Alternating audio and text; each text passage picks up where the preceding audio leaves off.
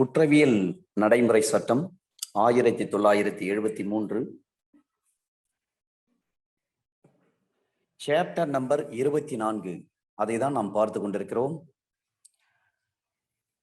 Chapter number 24 under section 300 CRPC ஒரு குற்றத்திற்காக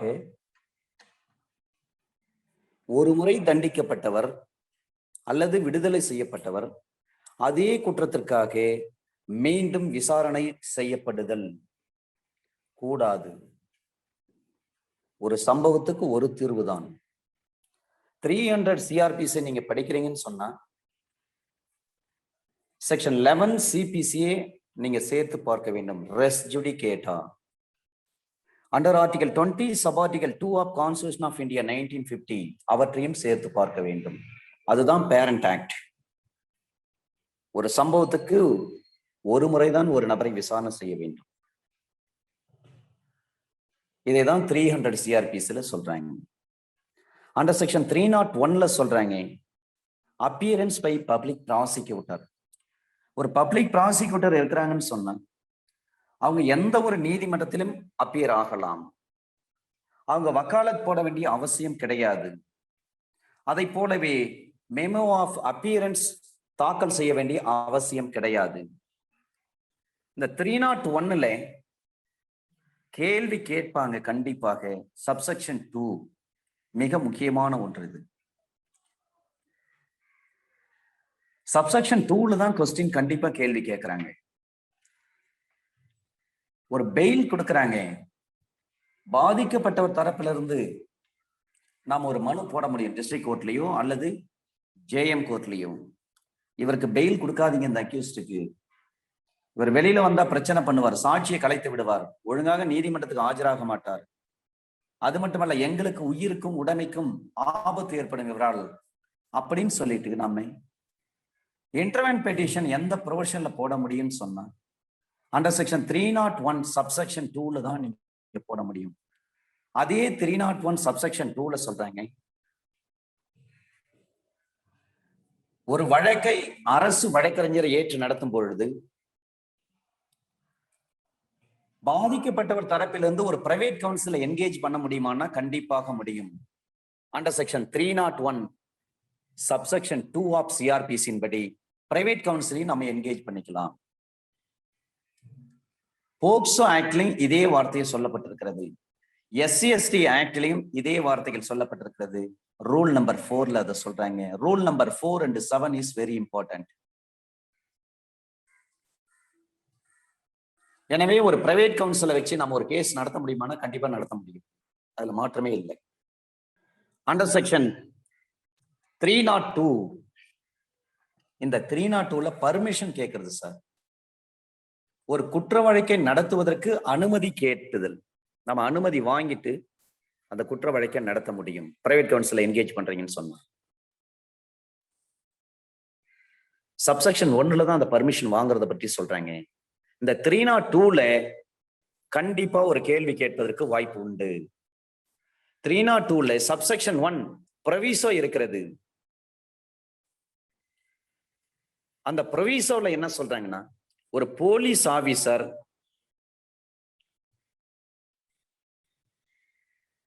ஒரு APP செய்ய வேண்டிய வேலையை அவர் செய்ய முடியுமா அல்லது ஒரு பப்ளிக் ப்ராசிக்யூட்டர் செய்ய வேண்டிய வேலையை அவர் செய்ய முடியுமா? இதுதான் அங்க கேள்வி. நாம் ஏற்கனவே பார்த்திருக்கிறோம். அண்டர் செக்ஷன் 25 அதை பற்றி சொல்லப்பட்டிருக்கிறது. அண்டர் செக்ஷன் 36 நம்ம பார்த்திருக்கிறோம். ஒரு கீழ்நிலை போலீஸ் ஆபீசர் செய்ய வேண்டிய வேலையை மேல்நிலை போலீஸ் ஆபீசர் சுப்பீரியர் ஆபீசரும் செய்ய முடியும். ஸ்பெசிபிக்கா சொல்றாங்க அண்டர் செக்ஷன் 302 சப்செக்ஷன் 1 ப்ரொவிசோல சொல்றாங்க ஒரு இன்ஸ்பெக்டர் ரேங்குக்கு குறையாத ஒரு நபர், ஒரு போலீஸ் ஆபீசர் அந்த வழக்கை இன்வெஸ்டிகேஷன் செய்திருக்க கூடாது.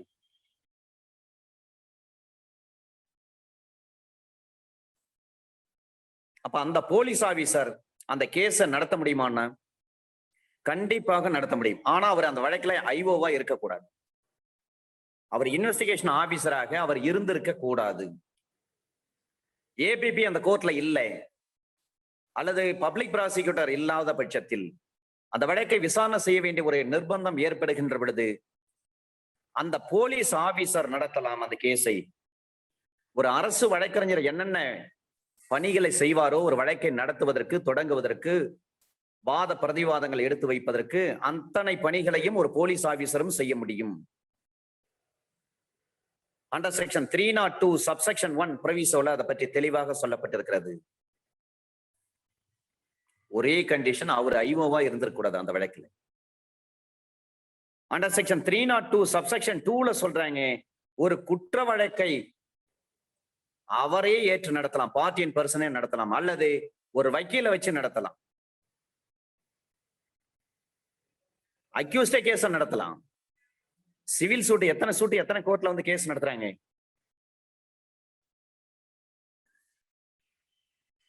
பார்ட்டியின் பர்சனா அவங்களே அவங்க கேஸ் நடத்துவாங்க. அதை போலவே அண்டர் செக்ஷன் 302 சப்செக்ஷன் 2ல பார்ட்டியின் பர்சனை கேஸ் நடத்தலாம், அல்லது அவர் ஒரு வழக்கறிஞரை வைத்து கேஸ் நடத்தலாம். கண்டிப்பா இந்த 300ல கொஸ்டின் கேட்பாங்க, 301 சப்செக்ஷன் 2ல கொஸ்டின் கேட்பாங்க, 302ல சப்செக்ஷன் 1 ப்ரொவிசோல கொஸ்டின் கேட்பாங்க.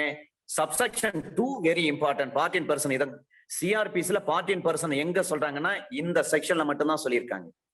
ஒரு வழக்கை குற்றம் சுமத்தப்பட்ட நபரே நடத்தலாம், அந்த அக்யூஸ்டே கேஸ் நடத்திக்கலாம், வக்கீல் வைக்கணும்னு அவசியம் கிடையாது. அப்ப ஒரு பார்ட்டியின் பர்சனா அந்த கேஸை நடத்தலாம்னு சொல்ற ஒரே சட்டப்பிரிவு under section 302 subsection 2 of CRPC தான். இந்த 3 சட்டப்பிரிவுகளும் கண்டிப்பாக கேள்வி கேட்பார்கள், எதிர்பார்க்கிறோம். நிறைய முறை கேள்வி கேட்டிருக்காங்க, வெரி இம்பார்ட்டன்ட். 300ம் சரி, 301 சப்செக்ஷன் 2ம் சரி, அண்டர் செக்ஷன் 302 சப்செக்ஷன் 1 ப்ரொவிசோவும் சரி, சப்செக்ஷன் 2ம் சரி, மிக முக்கியமானது. அண்டர் செக்ஷன் 303 யார் மீது நடவடிக்கைகள் தொடரப்பட்டிருக்கிறதோ அவர் எதிர்வாதம் செய்வதற்கான உரிமை, right to person against whom proceedings are instituted to be defended. அந்த அக்யூஸ்ட் என்ன செய்யலாம்? அவர் டிஃபென்ஸ் எடுக்கலாம். அண்டர் செக்ஷன் 304 கேட்பாங்க. 304 நம்ம படிக்கிறோம்னு சொன்னாவே அண்டர் ஆர்டிகல் 39 கேபிட்டல் ஏ தான் நமக்கு நினைவேற்கு வர வேண்டும் அரசியலமைப்பு சட்டத்திலே. அங்கதான் ஃப்ரீ லீகல் எய்டு. அங்க 39 capital A of constitution of India 1950ல சொல்றாங்க, இலவச சட்ட உதவி வழங்க வேண்டும். உசைனரா கட்டூன் வழக்கு வெரி ஸ்டாண்டர்ட் அத்தாரிட்டி. அதைத்தான் இங்க 304ல சொல்றாங்க. அண்டர் செக்ஷன் 304ல சொல்றாங்க, சில வழக்குகளில் அரசாங்க செலவில் எதிரிக்கு சட்ட உதவி அளித்தல்.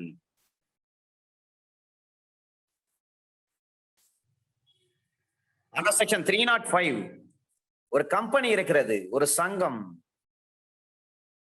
அந்த கம்பெனியின் மீது ஒரு வழக்கு, ஒரு சந்தோஷ் பைனான்ஸ் கம்பெனி, ஒரு சந்தோஷ் சிட் ஃபண்ட் கம்பெனி பொதுமக்கள்கிட்ட இருந்து சந்தா வசூலித்துட்டாங்க, சப்ஸ்கிரிப்ஷன் எல்லாமே வாங்கிட்டாங்க. அதன் பிறகு அந்த பணத்தை சரிவர திருப்பி தரல சப்ஸ்கிரைபர்ஸ்க்கு, அவங்க கேஸ் கொடுக்குறாங்க, இஓடபிள்யூல வழக்கு பதிவு பண்றாங்க. பணம் சம்பந்தமான வழக்கு பொருளாதார குற்றப்பிரிவு தான் விசாரிப்பாங்க, எக்கனாமிக் அஃபென்சஸ் விங். அது போலீஸ் டிபார்ட்மெண்ட்ல ஒரு விங், அது ஒரு தனி விங். அப்ப அந்த விங்கு தான் என்ன பண்றாங்க, TNPID act under section 5ல கேஸ் போடுறாங்க. அந்த கம்பெனியை முதல் குற்றவாளியை கொண்டு வர வேண்டும். அதன் பிறகு அந்த கம்பெனில இருக்கக்கூடிய மேனேஜிங் டைரக்டர் அல்லது எம்டி, அத மேனேஜிங் டைரக்டர் அல்லது செக்ரட்டரி அல்லது அதுக்கு யார் முக்கிய பொறுப்பாளர்களாக இருக்கிறார்களோ அந்த நபர்களை அடுத்த எதிரியாக சேர்ப்பார்கள். இதுதான் 305. அண்டர் செக்ஷன் 306 அக்காம்ப்ளிஸ் பற்றி சொல்றாங்க. 7 ஆண்டுகளுக்கு மேற்பட்டு தண்டனை அளிக்கக்கூடிய ஒரு குற்றமாக இருக்கும் பட்சத்தில் அக்காம்ப்ளிஸ் வராங்க இங்க. அண்டர் செக்ஷன் 133 இந்தியன் எவிடன்ஸ் ஆக்ட்ல சொல்றாங்க, 1872ல சொல்லப்பட்டு இருக்கிறது, கூட்டு குற்றவாளிக்கு மன்னிப்பு அளித்தல், டெண்டர் ஆஃப் பார்டன் டு அக்காம்ப்ளிஸ். இவர் தான் அப்ரூவரா மாறுவார், அவருக்கு தண்டனை குறைப்பதை பற்றி சொல்றாங்க. அண்டர் செக்ஷன் 306 இதை படிக்கின்ற பொழுது இந்திய அரசியலமைப்பு சட்டம் அண்டர் ஆர்டிகல் 72 நீங்கள் மறக்க கூடாது. 72ல சொல்றாங்க, அங்க பர்டனிங் பவர் யாருக்கு? President of India, who is having the pardoning power. அவர் நினைச்சா கமிட் பண்ணலாம், தூக்கு தண்டனை விதிக்கப்பட்ட ஒரு குற்றவாளியை விடுதலை செய்யலாம் அல்லது ஆயுள் தண்டனையை மாற்றலாம். அது குடியரசுத் தலைவருடைய மன்னிப்பளிக்கும் அதிகாரம்.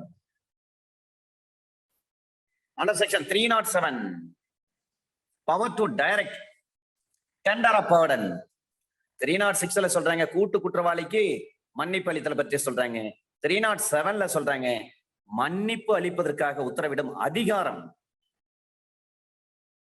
ஒரு வழக்கு புலன் விசாரணைக்கு எடுத்திருக்காங்க. அப்ப மேல் விசாரணைக்கு அனுப்புறாங்க. ஜுடிஷியல் மேஜிஸ்ட்ரேட் கோர்ட்ல இருந்து அந்த கேஸ் செஷன்ஸ் கோர்ட் போகுது, அல்லது செஷன்ஸ் கோர்ட்ல இருந்து ஹை கோர்ட் போகுது, அல்லது ஹை கோர்ட்ல இருந்து அது சுப்ரீம் கோர்ட் அந்த வழக்கு அனுப்புறாங்க. அது அனுப்பின பிறகு அந்த வழக்கை விசாரித்து தீர்ப்பு சொல்லப்படுவதற்கு முன்பாக, before delivering the judgment of the case, at any stage, எந்த நீதிமன்றத்திற்கு மேல் விசாரணைக்கு அனுப்பப்பட்டிருக்கிறதோ, அப்பலட் கோர்ட் எந்த கோர்ட்டோ அந்த கோர்ட், அந்த நீதிமன்றம் அந்த குற்றத்தில் நேரடியாக அல்லது மறைமுகமாக இந்த எதிரி சம்பந்தப்பட்டிருக்கிறார் அல்லது பங்கெடுத்திருக்கிறார் என்று கருதுகின்ற பொழுது யாராவது சாட்சி அளிக்கிறாங்க. இப்ப விசாரணை பெற்றுக்கொள்ளும்படி அந்த விசாரணை தெரிய வருது, சாட்சி சொல்லிட்டாங்க. அது போன்ற நபர்களுக்கு சில நிபந்தனையின் பேரில் மன்னிப்பை அளிக்கலாம். இப்ப பர்டன் நீங்க என்ஃபோர்ஸ் பண்றீங்கன்னு சொன்னா it should be with some terms and conditions imposed by the concerned court.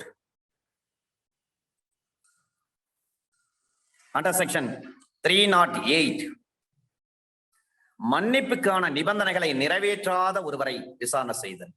Trial a person not complying with conditions of pardon.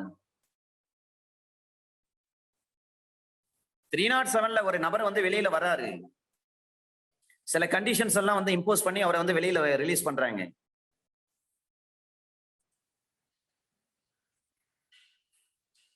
ஒரு பொய் சொல்றாரு அல்லது வேற ஏதாவது விஷயத்தை மறைக்கிறாரு, இந்த கண்டிஷன்ஸ் எல்லாம் அவரை ஃபுல்ஃபில் பண்ணல அந்த அக்யூஸ்ட். அப்ப என்ன செய்வாங்க? இது சம்பந்தமாக யார் அக்யூஸ்டோ அந்த அக்யூஸ்ட் என்ன குற்றம் செய்தார், எதற்காக அந்த குற்றம் செய்தார், அதோட கூட ஏன் பொய் சாட்சி கொடுத்திருக்கிறார், ஏன்னா உண்மையை மறைச்சு சில காரியங்களை சொல்லி என்ன பண்றது, ஏமாற்றி அவர் வெளியில வந்துட்டாரு, மன்னிப்பு அளிக்கும் அதிகாரத்தை பயன்படுத்தி வெளியில வந்துட்டார். இப்படி எல்லாம் நம்ம பொய் சொன்னா கவர்மெண்ட்டும் கோர்ட்டும் நம்மளை மன்னிச்சு வெளியில விட்டுருவாங்கன்னு சொல்லிட்டு அதன் அடிப்படையில் அவர் ஒரு பொய்யான தகவலை கொடுத்து அந்த பர்டனிங் அடிப்படையில வெளியில வந்துட்டார். பிறகு தெரிய வருது அவர் சொன்னதையெல்லாம் பொய்ன்னு சொல்லி. அப்ப அதன் பிறகு அவரை விசாரிக்க முடியுமானா கண்டிப்பா விசாரணை பண்ண முடியும். அவர் கூட சில எதிரிகள் இருந்தாங்கன்னா அவர் கூட சேர்த்து விசாரிக்கணும். இப்ப பொய் சாட்சி தந்ததுக்காக அந்த உயர் நீதிமன்றத்தினுடைய அனுமதி இல்லாம விசாரணை செய்யக்கூடாது. இந்த கேள்விதான் சார் 2020 டிஸ்ட்ரிக்ட் ஜட்ஜ் பிரிலிமினரி எக்ஸாம்ல கேட்டிருந்தாங்க.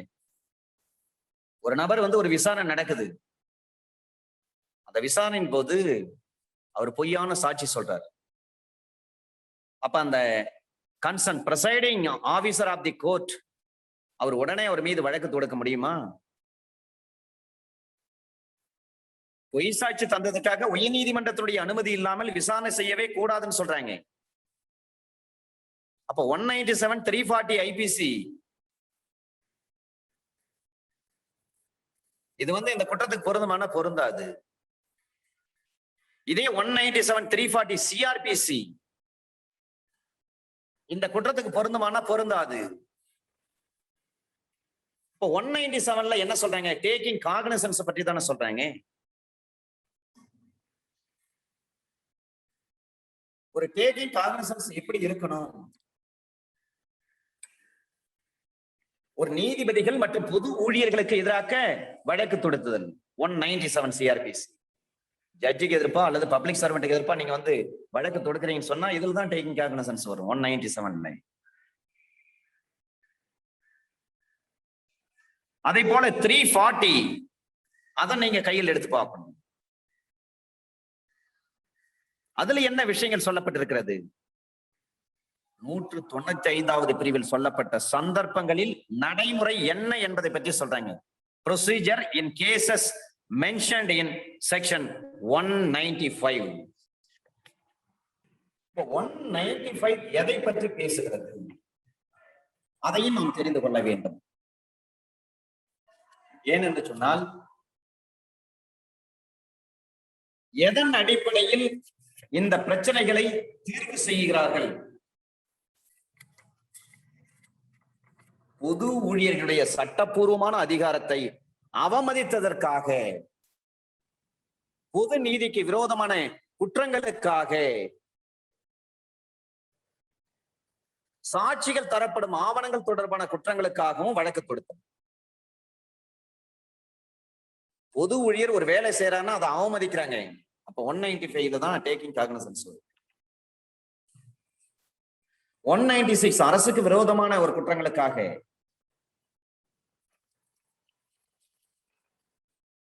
197 நீதிபதிகள் பொது ஊழியர்களுக்கு எதிராக வழக்கு தொடுத்தது.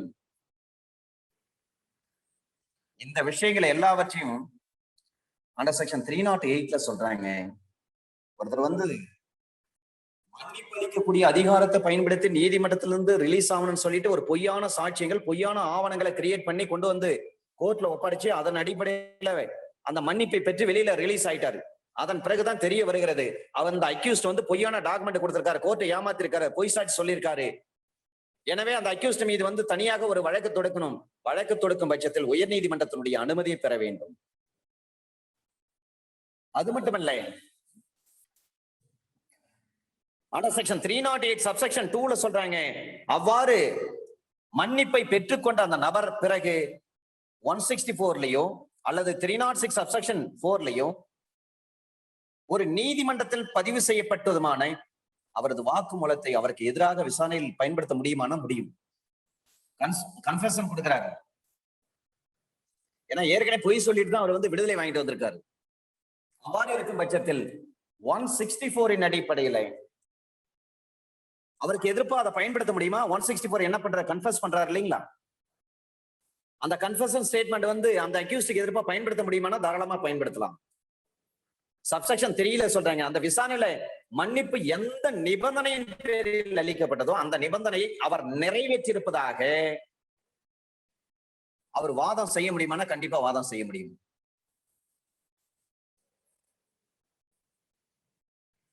அப்ப அவரு நிறைவேற்ற இல்லைன்னு யார் நிரூபிக்கணும்? ப்ராசிக்யூஷன் தான் நிரூபிக்கணும்.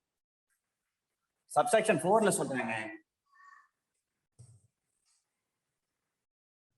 அது அமர்வு நீதிமன்றமாக இருக்கும் பட்சத்தில் குற்றச்சாட்டை எதிரிக்கு என்ன பண்ண படிச்சு காட்டணும், எதிரிக்கு விலைக்கு சொல்லணும்.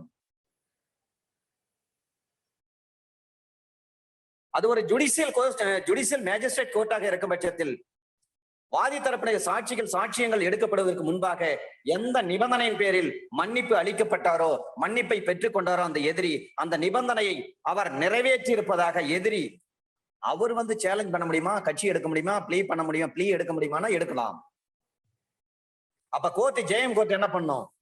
ஏங்க நீங்க பொய் சொல்லிட்டு தான் நீங்க கோஆர்டினேட்டிங் பவர் எடுத்து வாங்கிட்டு போயிருக்கீங்க, அதன் அடிப்படையில நீங்க ரிலீஸ் ஆயிருக்கீங்க, உண்மையான்னு கேட்கணும். இல்லைங்க, அதுக்கு தகுந்த சாட்சிகள் இருக்கு, ப்ராசிக்யூஷன் சொல்றது சரியில்லை, நான் நிரூபிக்கிறேன் அப்படின்னு சொல்லி அக்யூஸ்ட் நினைச்சாருன்னா நிரூபிக்கலாம்.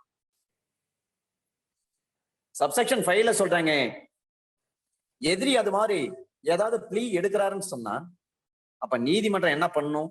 அந்த எதிரி என்னென்ன ப்ளீ எடுக்கிறாரோ அந்த வாதுரையை அப்படியே பதிவு செய்து விசாரணையை மேற்கொண்டு நடத்தணும்.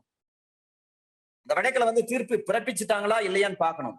அப்ப தீர்ப்பு வருவதற்கு முன்பாக, தீர்ப்பு அந்த கோர்ட் வெளியிடுவதற்கு முன்பாக இப்ப எதிரி என்ன பண்றாரு? அந்த மன்னிப்புக்கான நிபந்தனை நிறைவேற்றி இருக்கின்றாரா இல்லையான்னு சொல்லிட்டு அந்த கோர்ட் விசாரித்து கண்டறிய வேண்டும். அவ்வாறு அவரை நிறைவேற்றி இருக்கிறான்ற ஒரு முடிவுக்கு கோர்ட் வந்துட்டாங்கன்னு சொன்னா அவரை கண்டிப்பா விடுதலை தான் பண்ணும். இதனுடைய அர்த்தம் என்ன? சில நேரங்கள்ல இந்த மாதிரி தவறுகள்லாம் நடப்பதற்கு வாய்ப்புகள் இருக்கிறது.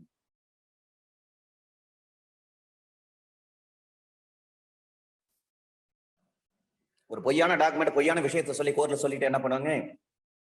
மன்னிப்பளிக்கும் அதிகாரத்தை பயன்படுத்தி சீக்கிரமா ரிலீஸ் ஆயிடுவாங்க.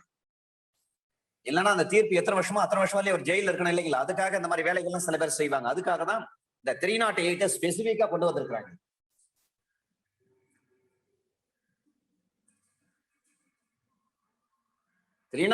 என்ன சொல்றாங்க? சப்செக்ஷன் 1ல அவர் பொய் சொல்லிட்டு வெளியில வந்திருக்கிறாருன்னு சொன்னா ஏன் பொய் சாட்சி அளிச்சாருன்னு சொல்லிட்டு அதுக்கு விசாரணை பண்ணணும். அந்த எதிரி மற்ற எதிரியோட சேர்ந்து இருக்கிறாருன்னா மற்ற எதிரியோட சேர்ந்து அவரை விசாரணை பண்ணலாம். பொய் சாட்சி கொடுத்ததுக்காக 197 ஐபிசியில 340 ஐபிசியின் பற்றி எந்த குற்றத்துக்கும் இது பொருந்தாது. எப்போ பொருந்தாதுன்னா ஹைகோர்ட் அனுமதி கொடுத்தாதான், அனுமதி இல்லைன்னா பொருந்தவே பொருந்தாது. 197 ஐபிசில என்ன பண்ண, பொய் சாட்சி அளிச்சதுக்கு தண்டனை. 340 அதுதான் சொல்லுது. அப்ப பொருந்துமா? பொருந்தாது. சப்செக்ஷன் 2ல சொல்றாங்க 164ல அந்த அக்யூஸ்ட் வந்து ஏற்கனவே வந்து அந்த குற்றத்தை ஒத்துக்கொண்டு ஸ்டேட்மெண்ட் கொடுத்திருந்தால் அல்லது 306 சப்செக்ஷன் 4 படி அந்த குற்றத்தை வந்து மன்னிப்பு அளிக்கக்கூடிய அதிகாரம் பெற்றிருந்தால் அவற்றை இந்த எதிரிக்கு எதிராக பயன்படுத்த முடியும் என்று சொன்னால் தாராளமா பயன்படுத்தலாம். இதுதான் சப்செக்ஷன் 2. ஏன்னா ஏற்கனவே அவர் பொய் சொல்லிட்டு தான் அவர் வந்து மன்னிப்பு அளிக்க அதிகாரத்தின் அடிப்படையில அவர் விடுதலை ஆகியிருக்கிறாரு. அவர் பொய் சொன்ன விஷயத்தை வந்து ஏற்கனவே வந்து குற்றத்தை ஒத்துக்கணும் வந்து 160 பேர் கொடுத்திருப்பாரு ஜட்ஜி முன்னாடி. ஆமாங்க, நான் தான் திருடினேன், நான் தான் கொலை செய்தேன், நான் தான் பாலியல் பலாத்காரத்தில் ஈடுபட்டேன் அப்படின்னு சொல்லிட்டு ஏற்கனவே 160 பேர் கொடுத்திருந்தாருன்னா அந்த ஸ்டேட்மெண்ட் அந்த அக்யூஸ்டுக்கு எதிர்ப்பா பயன்படுத்த முடியும்.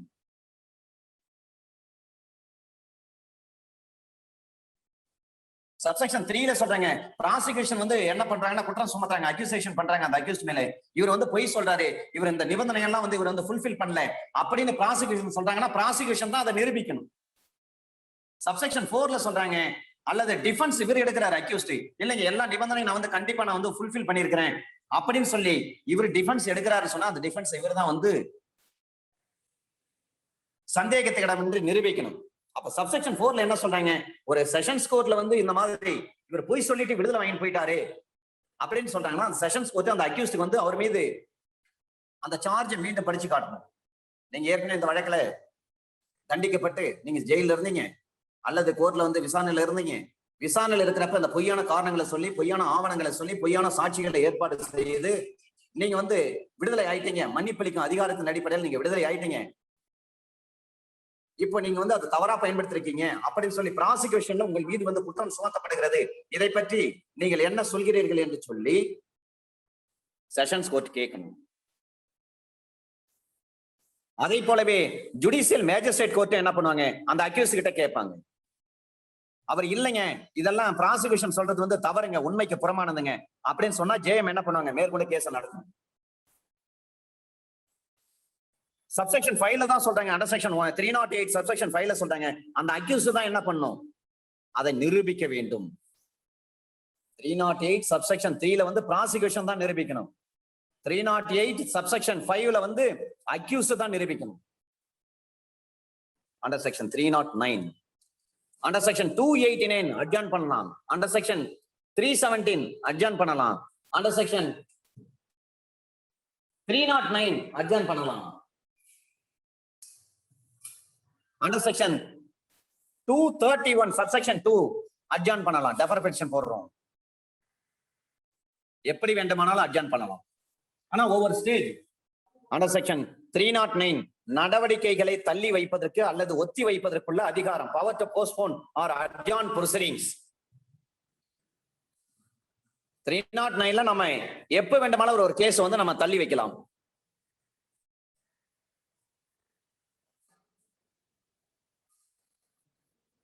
சப்செக்ஷன் 1ல சொல்றாங்க சாட்சிகள் அனைவரும் வந்து கோர்ட்டுக்கு வந்திருக்காங்க, அதை விசாரிச்சு முடிக்க வரல, ஒவ்வொரு வழக்கு விசாரணை சரி அடுத்தடுத்த நாள் வந்து தொடர்ந்து விசாரிக்கணும்னு சொல்றாங்கன்னு சொன்னா அந்த வழக்கை ஒத்தி வைப்பது நியாயமானது, அவசியமானது, நீதி நலனுக்கு உகந்தது அப்படின்னு சொல்லி நீதிமன்றம் கருதும் பட்சத்தில் அந்த வழக்கை ஒத்தி வைக்கலாம். இல்லைன்னா வழக்கு வந்து டே பை டே வந்து நடத்தலாம். அப்படி வழக்கை ஒத்தி வைக்கிறாங்க அப்படின்னு சொன்னா அதுக்கான காரணத்தை வந்து குறிப்பிட வேண்டும். நோட்ஸ் பேப்பர்ல அதை வந்து எழுதி வைக்கணும். 309ல வந்து இது பெஷன் போட்டிருக்காங்க, அது நியாயமான காரணம் தான், எனவே நாங்க வந்து இதை அட்ஜார்ன் பண்றோம் அப்படின்னு சொல்லிட்டு அந்த காரணத்தை நோட்ஸ் பேப்பர்ல எடுத்துக்குவாங்க, குறிச்சுக்குவாங்க. இதுல ஒரு ப்ரொவிஷன் சொல்றாங்க, இதுவே 376 இருக்கும் பட்சத்தில், ஒரு பாலியல் வன்முறை குற்றமாக இருக்கும் பட்சத்தில் முடிந்த மட்டும் அந்த வழக்கு விசாரணை குற்றப்பத்திரிகையில் தாக்கல் செய்யப்பட்ட தேதியிலிருந்து 2 மாதங்களுக்குள் முடிக்க வேண்டும்.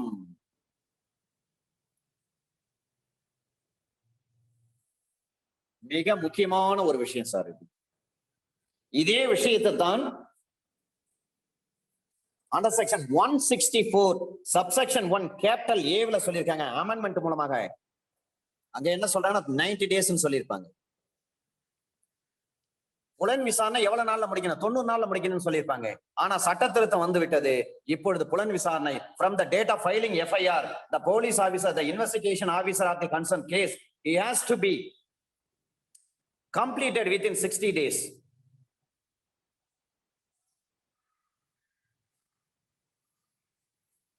இங்க சொல்றாங்க அண்டர் செக்ஷன் 309 சப்செக்ஷன் 1 ப்ரொவிசோல தெளிவா சொல்லப்பட்டிருக்கிறது. 2 மாதங்களுக்குள்.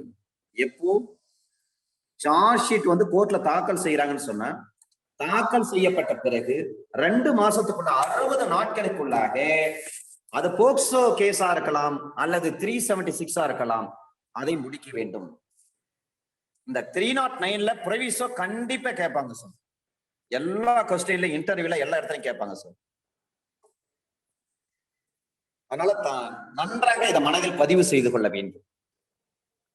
ஒரு rape related case trial start பண்ணதுல இருந்து எவ்வளவு நாள்ல கேஸ் முடிக்கணும் அப்படின்னு சொல்லி கேட்பாங்க. 60 நாள்ல கேஸ் முடிச்சாகணும். ஒரு ரேப் ரிலேட்டட் கேஸ் அந்த புலன் விசாரணை அதிகாரி எவ்வளவு நாள்ல புலன் விசாரணை செய்து முடிக்க வேண்டும்? 60 நாட்களுக்குள்ள. எப்போ வந்தது அமெண்ட்மெண்ட்? இப்ப வந்து அமெண்ட்மெண்ட். அதுக்கு முன்னாடி 90 நாள், இப்ப 60 நாள். ரெண்டுக்குமே 60 நாள் தான். எஃப்ஐஆர் ஃபைல் பண்ண தேதியில இருந்து விசாரணை வந்து ஐஓ வந்து முடிக்கணும், ஃபைனல் சார்ஜ் ஷீட் போட்டாகணும் 60 நாள்ல. குற்றப்பத்திரிகை தாக்கல் செய்யப்பட்ட தேதியிலிருந்து 60 நாட்களுக்குள் அந்த வழக்கை விசாரணை செய்து முடிக்க வேண்டும். போக்சோ கோர்ட்டா இருந்தாலும் சரி அல்லது 376 விசாரிக்கூடிய எந்த நீதிமன்றமாக இருந்தாலும் சரி. மிக முக்கியமானது. கண்டிப்பா கேள்வி கேட்பாங்க. இது எல்லாம் 3/2/2013 இருந்து வந்த வழக்கு. Sukesh versus state. மருத்துவ கல்லூரி மாணவி நிர்பயா. நிர்பயா என்று சொன்னால் தைரியமான பெண் என்ற அர்த்தம். அந்த பெண்ணுடைய பெயர் வந்து ஜோதிர் சிங்.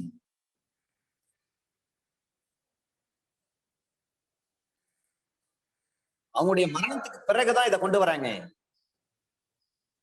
அந்த செக்ஷன் 309 சப்செக்ஷன் 2ல சொல்றாங்க, ஒரு நீதிமன்றம் ஒரு வழக்கு வந்து விசாரணைக்கு எடுத்துக்கொண்ட பிறகு அந்த விசாரணை எதுவாக இருந்தாலும் சரி அதை தள்ளி வைப்பது அவசியமானது அப்படின்னு நினைச்சாதான் தள்ளி வைக்கலாம்.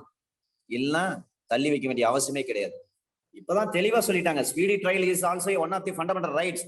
அதனால டே பை டே கேஸ் நடத்துங்கன்னு சொல்றாங்க.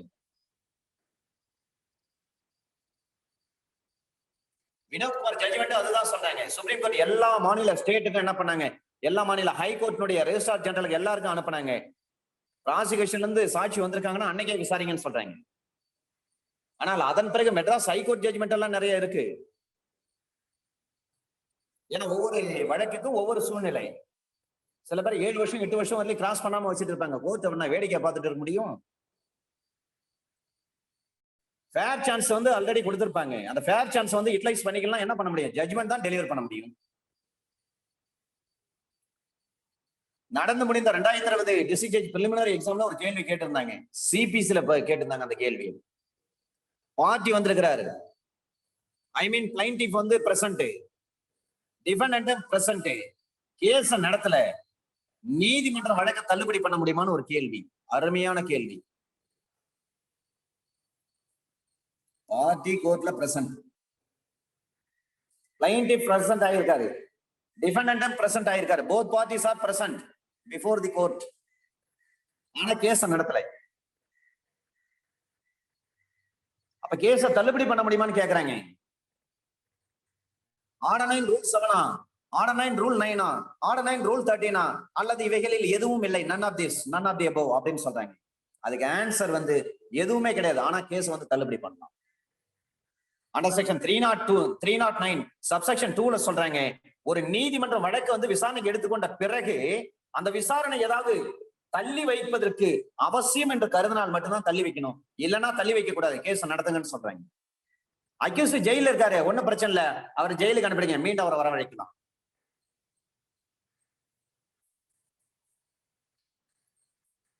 இதுல ஒரு ப்ரிவிஷன் சொல்றாங்க, அந்த அக்யூஸ் 15 நாளைக்கு மேற்பட்டு நீங்க ஜெயில வச்சிருக்கூடாது. இன்னொரு விஷயம் சொல்றாங்க, provided further that சாட்சிகள் முன்னிலை ஆயிருக்காங்க, கோர்ட்ல ஆஜராயிருக்காங்க, சாட்சியெல்லாம் வந்துட்டாங்க கோர்ட்டுக்கு. அந்த சாட்சிகளை காரணம் இல்லாம நீங்க தள்ளி வைங்க, விசாரிக்காம தள்ளி வைங்க அப்படின்னு சொல்லக்கூடாது, நியாயமான காரணத்தை சொல்லணும். அவருக்கு வக்கீலுக்கு, டிஃபென்ஸ் கவுன்சிலுக்கு தொண்டை சரியில்லை, டிஃபென்ஸ் கவுன்சிலுக்கு உடம்பு முடியல, டிஃபென்ஸ் கவுன்சிலுக்கு நின்னா மயக்கம் வருது, கிருகிருன்னு வருது, வேற வழி இல்லை, என்னால விசாரிக்க முடியாதுங்க, இந்த காரணத்தை ஏற்றுக்கொண்டு அடுத்த நாள் போடுங்க, இல்ல வேற ஒரு டேட்டுக்கு போடுங்க அப்படின்னு சொல்லணும். அப்ப நியாயமான காரணமா இருக்கணும். அந்த காரணத்தை கேஸ் பண்றதுல பதிவு பண்ணணும், ஐ மீன் நோட்ஸ் பேப்பர்ல எழுதி வச்சுக்கணும். இதுவே அந்த எதிரி வந்திருக்கிறாரு, அக்யூஸ்ட் வந்திருக்கிறாரு, ஆனா அக்யூஸ்டுக்கு எதிர்ப்பா என்ன பண்றாங்க, தண்டனை பற்றி கேட்கறாங்க, கேள்வி கேட்கறாங்க, 313 கொஸ்டின் கேட்கறாங்க. அந்த எதிரி அதுக்கு விளக்கம் அளித்தே ஆக வேண்டும். அது போன்ற சூழ்நிலை கேஸ் அட்ஜாயின் பண்ண முடியுமா? முடியாது. கொஸ்டினிங் டைம்ல கேஸ் அட்ஜாயின் பண்ண முடியாது சார். 309ல இந்த கேள்வி கேட்பாங்க, கொஸ்டினிங் டைம்ல ஒரு கேஸ் அட்ஜாயின் பண்ண முடியுமா அப்படின்னு கேள்வி கேட்பாங்க. கொஸ்டினிங் டைம்ல கேஸ் அட்ஜாயின் பண்ண முடியாது, அவரை கொஸ்டினிங் கேட்டுதான் ஆகணும். இதெல்லாம் 31/12/2009 இருந்து நடைமுறைப்படுத்துறாங்க. சில நேரங்கள்ல பாத்தீங்கன்னா பார்ட்டிஸ் சில சூழ்நிலையில வரவே முடியாது, வேற வழி இல்லை, கேஸ் ட்ரையல் பிக்ஸ் பண்ணிட்டாங்க,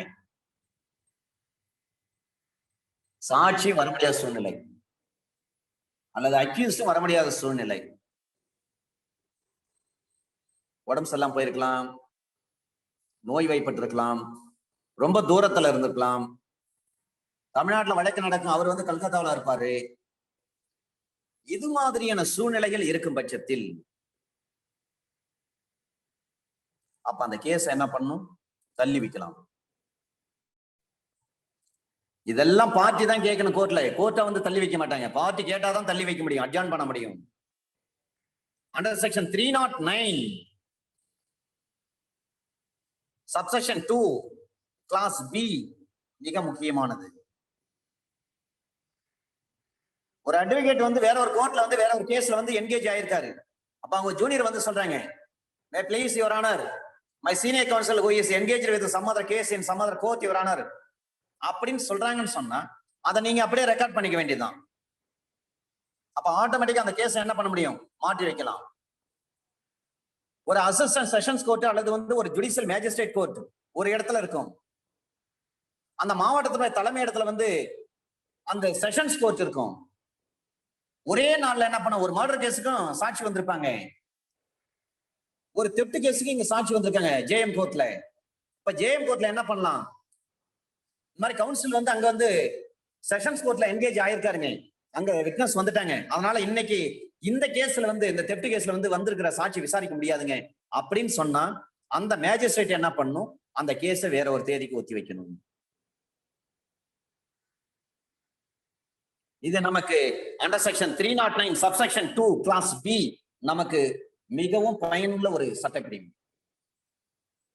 சில ஜேஎம் என்ன பண்ணாங்க, அதெல்லாம் முடியாது சார், எத்தனை மணி ஆனாலும் உங்க சீனியர் வர சொல்லுங்க, அல்லது கிளர்க்கு விட்டு என்ன பண்ணுவாங்க, கோர்ட்ல இருந்து போன் அடிப்பாங்க, நமக்கு சீனியர் இல்லாம இண்டிபெண்டா நம்ம கேஸ் நடத்துறோம். இப்ப கோர்ட் கிளர்க்கு என்ன பண்ணுவோம், நமக்கு போன் பண்ண, சார் எங்க சார் இருக்கீங்க, சார் நாங்க இந்த மாதிரி டிஸ்ட்ரிக்ட் கோர்ட்ல இருக்கேங்க சார், இந்த தெப்ட் கேஸ்ல இங்க இங்க விட்னஸ் வந்திருக்கிறாங்க, ஐயா என்ன சண்டை போடுறாருங்க, நீங்க வாங்க, அதை சாட்சி எல்லாம் வந்துட்டாங்க விசாரிக்கணும். இல்லைங்க டிஜி கோர்ட்ல ஆஃப்டர் லஞ்ச் வச்சுட்டாங்க, வேற வழியில நிறைய விட்னஸ் வந்திருக்காங்க, மர்டர் கேஸ் எத்தனை மணி நேரம் ஆகும்னே தெரியாது, அதனால இன்னைக்கு ஐயாட்ட சொல்லுங்க வேற ஒரு தேதி ஒத்தி வைங்க அப்படின்னு சொல்லி நாம என்ன பண்ணலாம், போன்ல நிறைய பேர் கம்யூனிகேட் பண்ணுவாங்க, நிறைய கிளர்க் போன்ல பேசுவாங்க அட்வொகேட் கிட்ட. அப்ப நாம இந்த மாதிரி பதில் சொல்லி என்ன பண்ணலாம், அந்த கேஸை வேற ஒரு தேதிக்கு ஒத்தி வாங்கி கொள்ளலாம். அப்ப ஜேஎம் முடியாதுன்னு சொல்லக்கூடாது, கண்டிப்பா ஜேஎம் அதை செய்தே ஆக வேண்டும். இதுதான் under section 309 subsection 2 clause B. Clause சில சொல்றாங்க ஒரு சாட்சி ஒரு நீதிமன்றத்துல வந்து ஆஜராயிட்டாங்க, முன்னிலை ஆயிட்டாங்க, ஆனா அட்வொகேட் வரல விசாரணைக்கு. சில நேரங்கள்ல வந்து பார்ட்டி ஆஜரா இருப்பாங்க, அட்வொகேட்டும் ஆஜரா இருப்பாங்க, சாட்சி வந்திருப்பாங்க, சாட்சி விசாரணை செய்யாம இருப்பாங்க. அப்ப நீதிமன்றம் என்ன பண்ணலாம்? சாட்சி வந்துட்டாங்க, குறுக்கு விசாரணை செய்யல, குறுக்கு விசாரணை செய்ய ரெடியா இல்ல, தயாரா இல்ல, விருப்பமா இல்ல, கோர்ட் என்ன செய்ய முடியும்? வந்த சாட்சிகளை வெறுமையா அனுப்ப முடியாது. எக்ஸாமினேஷன் இன் சீஃப் எடுத்துருங்க, முதல் விசாரணை எடுத்துருங்க. கோர்ட் அதான் செய்யறாங்க பிராக்டிகலா. அண்டர் செக்ஷன் 309 சப்செக்ஷன் 2 கிளாஸ் சில சொல்றாங்க, பார்ட்டி வராத பட்சத்தில், பார்ட்டியினுடைய வக்கீல் வராத பட்சத்தில், அல்லது ரெண்டு தரப்பினர் வந்திருக்கிறாங்க, ரெண்டு தரப்பு வக்கீலும் இருக்கிறாங்க, ப்ராசிக்யூஷன்ல ஏபிபி இருக்கிறாரு, டிஃபென்ஸ் கவுன்சிலும் இருக்கிறாரு, விட்னஸும் ப்ரொடியூஸ் ஆயிட்டாங்க, அப்ப சீப்பையும் எடுக்க முடியல, கிராஸும் எடுக்க முடியல, அவங்க கிட்ட என்ன பண்ணலாம்? ஸ்டேட்மெண்ட் ரெக்கார்ட் பண்ணீங்க அப்படின்னு சொல்லலாம். இதுல எக்ஸ்பிளனேஷன் ஒண்ணுல சொல்றாங்க, எதிரி ஏதாவது ஒரு குற்றம் செய்திருக்கிறாரு அப்படின்னு சொல்லி ஒரு சந்தேகம் இருக்கும் பட்சத்தில், அதற்கு போதுமான சாட்சியமும் இருக்கும் பட்சத்தில் அவரை காவலில் வைக்கலாமா வேண்டாமா? ஏன்னு சொன்னால், மேற்கொண்டு வேற விட்னஸ் எவிடன்ஸ் ஏதாவது கிடைக்கும் பட்சத்தில் அந்த அக்யூஸ்ட் என்ன பண்ணலாம்? மீண்டும் நீங்க ஜெயிலே இருங்க அப்படின்னு சொல்லலாம். அவ்வாறு ஒரு அட்ஜாயின்மென்ட் செய்வதற்கு முன்பாக என்னென்ன நிபந்தனைகள் விதிக்கப்பட்டிருக்கிறதோ, அது வாதி தரப்பா இருக்கலாம் அல்லது அக்யூஸ் தரப்பா இருக்கலாம், அவர்களுக்கு உரிய சந்தர்ப்பங்கள், அதுக்கு செலவு தொகையெல்லாம் தான் கொடுக்கணும். ஏன்னா ஏற்கனவே வந்து விட்னஸ் வந்துட்டாங்க, செகண்ட் டைம் அன்னைக்கு வந்து கேஸ் ஒத்தி வச்சுட்டு அடுத்த டைம் வாங்கன்னு சொல்றாங்க, ரெண்டாவது டைம் வந்து விட்னஸ் எல்லா வேலையும் விட்டுட்டு வராங்கன்னு சொன்னா அவங்களுக்கு இவர் தான் பேட்டா கட்டணும். அண்டர் செக்ஷன் 310 லோக்கல் இன்ஸ்பெக்ஷன், நான் ஏற்கனவே சொல்லியிருக்கிறேன், சிம்பிளி என்ற வார்த்தையை நீங்கள் மறக்க கூடாது. சிபிசில சிம்பிளி என்ற வார்த்தை இருக்கிறது, அந்த வார்த்தையை நீங்க மறக்கவே கூடாது. ஏன்னா இன்ஸ்பெக்ஷன் இங்கேயும் உண்டு. நீங்க 284 கேக்குறீங்க, விசாரணை கமிஷன் கேக்குறீங்க, கமிஷன் போடுங்க, அட்வொகேட் கமிஷன் போடுங்கன்னு சொல்றீங்க சிஆர்பிசில. ஆர்டர் 26 ரூல் 1ல நீங்க கமிஷன் கேக்குறீங்க சிபிசில. அந்த கமிஷன் என்ன பண்ணுவாங்க? நேரா ஸ்பாட்டு போயிட்டு விசாரணை பண்றாங்களா இல்லைங்களா? பாகப்பிரிவினா இருக்கலாம், அக்கௌண்ட்டை பார்க்கலாம், அல்லது இடத்த சம்பவ இடத்தை பார்க்கலாம், மெஷர் பண்ணலாம்.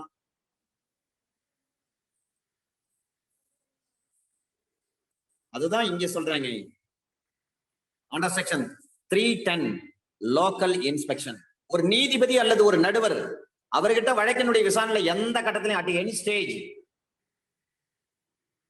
அந்த ரெண்டு பார்ட்டிஸ்க்கு என்ன பண்ண, முறையான ஒரு அறிவிப்பு கொடுத்துட்டு குற்றம் எந்த இடத்தில் செய்யப்பட்டதாக சொல்லப்படுகிறதோ அந்த இடத்தை என்ன பண்ண, விசாரணை செய்யப்படுவதற்கு, சாட்சியத்தை சரியானபடி புரிந்து கொள்வதற்கு அதை பார்வையிட வேண்டியது ரொம்ப அவசியமா இருக்கு. சட்டத்தின்படி அவசியமாக இருக்கின்ற பொழுது அதை ஆய்வு செய்யலாம். அனாவசியமான கால தாமதமின்றி, வித்வுட் மேக்கிங் எனி டிலே, அந்த ஆய்வில் என்னென்ன கிடைக்கிறதோ அது தொடர்புடையான சங்கதிகளை பற்றி ஒரு குறிப்பு எழுதுகிறோம். அப்படின்னா என்ன அர்த்தம்? ஒரு நீதிபதி அல்லது ஒரு நடுவர் அந்த வழக்கு விசாரணையில எந்த கட்டத்துல என்ன பண்ணலாம்? ரெண்டு பார்ட்டிக்கும் என்ன பண்ணுங்க, நோட்டீஸ் கொடுத்துருங்க. நோட்டீஸ் கொடுத்துட்டு பிளேஸ் ஆஃப் அக்கரன்ஸ் எதுவோ அந்த இடத்த போயிட்டு நம்ம என்ன பண்ணலாம், விசாரணை பண்ணலாம். அங்க ஏதேது சாட்சிகள், சான்றாவணங்கள், தடயங்கள் ஏதாவது கிடைச்சா அவற்றையெல்லாம் எடுத்துக்கலாம். அப்ப அதே இடத்துல என்ன பண்ணும், ஒரு மெமராண்டம் ரெடி பண்ணும், ரிப்போர்ட் ரெடி பண்ணும், லோக்கல் இன்ஸ்பெக்ஷன் ரிப்போர்ட்டை ரெடி பண்ணணும். அதுல சாட்சி கிட்ட கையெழுத்து வாங்கணும். இதுதான் அண்டர் செக்ஷன் 310 சப்செக்ஷன் 1. சப்செக்ஷன் 2ல சொல்றாங்க, அந்த குறிப்பு, அந்த லோக்கல் இன்ஸ்பெக்ஷன் ரிப்போர்ட் இருக்கு பாருங்க, தல விசாரணை குறிப்பு, அந்த குறிப்பு அந்த வழக்கினுடைய ஒரு பாகமாக பாவிக்க வேண்டும். Local inspection report can be treated as part and parcel of the case. அந்த குற்ற வழக்கு யார் நடத்துகிறாரோ, அந்த புகார்தாரர் அல்லது அந்த அக்யூஸ்ட் யாரோ, வழக்கில் எந்த வேற எந்த தரப்பினராக இருந்தாலும் சரி, அவங்க விரும்புறாங்கன்னு சொன்னா அவங்களுக்கு ஒரு காப்பி கொடுத்தணும். இந்த தேதி, இந்த மாசம், இந்த வருஷம், இத்தனை மணிக்கு இந்த இன்ஸ்பெக்ஷன் நடந்து இந்த இடத்துக்கு சம்பவ இடத்துக்கு வந்து பார்த்தாங்க, சம்பவ இடத்துல பார்த்து இந்த பொருட்கள், சான்றுகள், சான்று ஆவணங்கள் இவற்றையெல்லாம் கைப்பற்றப்பட்டது, அதில் கையொப்பம் விட்டு இருக்காங்க, சாட்சிகள் இருக்கிறாங்க, அதுக்கான காப்பி உங்களுக்கு ஒண்ணு இருந்தாங்க அப்படின்னு சொல்லிட்டு நமக்கு கொடுத்துடணும். இதுதான் அண்டர் செக்ஷன் 310 சப்செக்ஷன் 2ல சொல்றாங்க. 309க்கு சில கேஸ்லாஸ் கொஞ்சம் குறிச்சிங்க sir, please note it down. Speedy trial is an essential ingredient of reasonable, fair and just procedure guaranteed by under Article 21. And it is the constitutional obligation of the state to devise such a procedure as would ensure expeditious trial to the accused person. Husainara Khatun versus State of Bihar, 1980, Volume 1, SCC, page number 98. ஒரு விஷயத்தை நீங்கள் நன்றாக புரிந்து கொள்ள வேண்டும். கொஞ்சம் நான் வேகமா சொல்றேன்னு சொன்னா நீங்கள் வேகமாக எழுத மறைமுகமா நான் பயிற்சி கொடுக்குறேன்னு அர்த்தம். இதே ஸ்பீடு தான் எக்ஸாம்ல வரணும். 3 மணி நேரத்துல நம்ம நிறைய படிச்சிருப்போம். ஆனா எக்ஸாம்ல நம்மளுக்கு பிரசன்ட் பண்ண முடியாது. டைம் பார்த்தா ஸ்லோ ரைட்டிங் இருக்கும். ஸ்லோ ரைட்டிங் எல்லாம் இருக்கக்கூடாது. அந்த மாதிரிலாம் நான் சிரமப்பட்டிருக்கேன். நிறைய படிச்சுட்டு போவோம். விஷயம் தெரியும், எல்லா கொஸ்டினும் ஆன்சர் தெரியும். ஆனா எழுத முடியாது. நம்மளால அந்த 2.5 மணி நேரத்துல எழுத முடியாது, 3 மணி நேரத்துக்குள்ள எழுத முடியாது. அப்ப டே பை டே என்ன பண்ண, we have to learn ourselves how to write speak quickly. 309 அதற்கான ஜட்ஜ்மெண்ட் நமக்கு எல்லாம் பரிச்சயமான வழக்கு. ஹுசைனரா கட்டூன் versus State of Bihar, 1980, Volume 1, SCC, page number 98. இரண்டாவது அந்த ரிமாண்ட் ஆர்டருக்கான ஜட்ஜ்மெண்ட் ஒன்று. AIR 1973 Supreme Court, page number 850. M. Sambasiva Rao versus Union of India. M. Sambasiva Rao versus Union of India. AIR 1973 Supreme Court, page number 850. M. Sambasiva Rao versus Union of India. AIR 1973 Supreme Court, page number 850.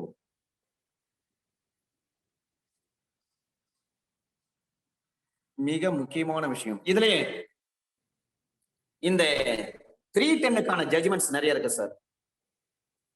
எல்லாம் பழைய judgement தான்.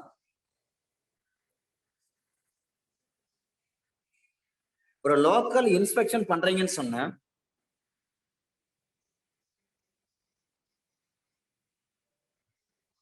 அந்த local இன்ஸ்பெக்ஷனாலே நீதி நிர்வாகத்திற்கு முரண்பட்ட நிலையில் புதிய கோணத்தில் செல்லக்கூடாது. ஏன்னா தவறான முன்னுதாரணமா ஆயிடும். லோக்கல் இன்ஸ்பெக்ஷன் போடுறாங்கன்னா அது சட்டப்படி நியாயமா இருக்கணும், அதன்படிதான் செயல்படணும். 1936 Madras weekly notes, 1936 Madras weekly notes 1340 criminal 234 ஏறு வரிசையில் 2, 3, 4. 1936 Madras weekly notes 1340 criminal 234 under section 311. மிக முக்கியமான ஒரு செக்ஷன் சார் இது, இந்த 311. இந்த 311 வந்து எப்போ போடலாம் அப்படின்னு சொல்றாங்க. 311 petition can be filed at any stage before delivering the judgment. அந்த வழக்கினுடைய தீர்ப்பு பகரப்படுவதற்கு, தீர்ப்பு சொல்லப்படுவதற்கு முன்பாக 311 petition நம்ம வந்து ஃபைல் பண்ண முடியும். at any stage என்ற வார்த்தை தான் பயன்படுத்திருக்காங்க. அதான் ஆபரேட்டிவ் வேர்ட். வினோத்குமார் ஜட்ஜ்மெண்ட் இங்கதான் கொண்டு வராங்க. வழக்கு விசாரிக்கிறாங்க, விசாரிக்கின்ற பொழுது அன்னைக்கு சாட்சி வந்துட்டாங்க. அவங்ககிட்ட முதல் விசாரணை நடக்குது. முதல் விசாரணை நடந்த பிறகு டிஃபென்ஸ் கவுன்சில் என்ன பண்ணு, குறுக்கு விசாரணை பண்ணணும். டிஃபென்ஸ் கவுன்சில் 309 வந்து ஒரு பெட்டிஷன் போடுறாரு, அட்ஜார்ன் பண்றாரு. பட் ரேகனான் ப்ரொசீடிங்காக பண்றாரா இல்ல உண்மையிலே பண்றாரான்னு நீதிமன்றம் அதை என்ன பண்ணும், கருத்தில் எடுத்துக்கொள்ள வேண்டும். ஒரு கேஸை இழுத்தடிக்கிறதுக்காக இந்த மாதிரி பெட்டிஷன் போடுறாரா? சாட்சி தானே வந்திருக்காங்க, முதல் விசாரணை நடந்தது இல்லைங்களா? நீங்க குறுக்கு விசாரணை செய்ய வேண்டியது உங்க கடமை தானே. குறுக்கு விசாரணை செய்வதற்கு நீங்க தானே ஆயத்தமா இருக்கணும், தயாராக இருந்திருக்கணும். இப்ப திடீர்னு 309 நீங்க பெட்டிஷன் போடுறீங்கன்னா என்ன அர்த்தம்? நாங்க சீப் எடுத்துட்டோமே அப்படின்னு கோர்ட்டு கேள்வி கேட்கும். அப்ப நாம நியாயமான பதில் சொல்லுகின்ற பொழுது அந்த பதில் நீதிமன்றத்திற்கு திருப்தி அளிக்கும் பட்சத்தில் அந்த வழக்கை வேற ஒரு தேதிக்கு ஒத்தி வைக்கலாம். சில நேரங்களில் வழக்கு வந்து விசாரிச்சிருப்பாங்க, முதல் விசாரணை நடந்திருக்கும், எக்ஸாமினேஷன் இன் சீப் முடிஞ்சிருக்கும், அடுத்தது கிராஸ் எக்ஸாமினேஷன் முடிஞ்சிருக்கும். அதன் பிறகு ஒரு சில நாட்கள் கழித்து அந்த வழக்கில் ஒரு நியூ ஃபேக்ட் நமக்கு கிடைக்கும். முக்கியமான கட்ட மீண்டும் ஒரு தடவை டிஃபென்ஸ் கவுன்சில் படிச்சு பார்க்கிறாரு ஆபீஸ்ல. அப்ப புதுசா ஒரு கேள்வி, முக்கியமான கேள்வியாச்சு, இந்த கேள்வி கேட்டு அது ரெக்கார்ட் ஆகி இருந்துச்சுன்னா இந்த கேஸே விடுதலை ஆயிடுமே, அந்த மாதிரி ஒரு கேள்வியாச்சு, இதை கேட்க தவறிட்டமே அப்படின்னு டிஃபென்ஸ் கவுன்சில் ஃபீல் பண்றாரு. அல்லது புதுசா நீவா ஒரு ஃபேக்ட் வந்து ஃபைன் பண்ணிருக்காரு. அப்ப என்ன செய்யலாம்? 311 CRPCல பெட்டிஷன் போட்டு ஏற்கனவே சீப் எடுத்து அதே விட்னஸை கிராஸ் பண்றதும் கூப்பிடலாம், அல்லது ஏற்கனவே கிராஸ் பண்ணப்பட்ட அந்த விட்னஸை மீண்டும் கூப்பிடலாம். குறுக்கு விசாரணை செய்யப்பட்ட சாட்சியாக இருந்தாலும் சரி, மீண்டும் கூப்பிடலாம். அப்ப 311 பெட்டிஷன் நம்ம போட முடியும். 311 பெட்டிஷன் போடுறீங்கன்னா நீங்க வேகா போடக்கூடாது. காரண காரியங்கள், சரியான காரணங்களை குறிப்பிட்டு நீங்க 311 CRPC பெட்டிஷன் போடணும். அதுல ஒரு காப்பி ஏபிபிக்கு கொடுக்கணும். 2006 கிரிமினல் லா ஜர்னல் பேஜ் நம்பர் 293 ஒரு வழக்கு சார். 25 வருஷமா வந்து அந்த வழக்குல வந்து ஐஓ வரல, டாக்டர் வரல சார். 25 இயர்ஸா வந்து அந்த கேஸ் வந்து பெண்டிங்ல இருந்தது. அதன் பிறகு 311 பெட்டிஷன் போடுறாங்க. 311 பெட்டிஷன் போட்டு அந்த ஐஓ இன்வெஸ்டிகேஷன் ஆபீசரையும் அந்த வழக்குல வந்து முதல் உதவி மருத்துவ சிகிச்சை அளித்த அந்த டாக்டரையும் வரவைக்கணும்னு சொல்லி 311 பெட்டிஷன் போடுறாங்க. இந்த பெட்டிஷன் வந்து அலோவ் பண்ணாங்க. இந்த 2006 கிரிமினல் லா ஜர்னல் பேஜ் நம்பர் 293 அந்த வழக்குல சொல்லப்பட்ட விஷயம்.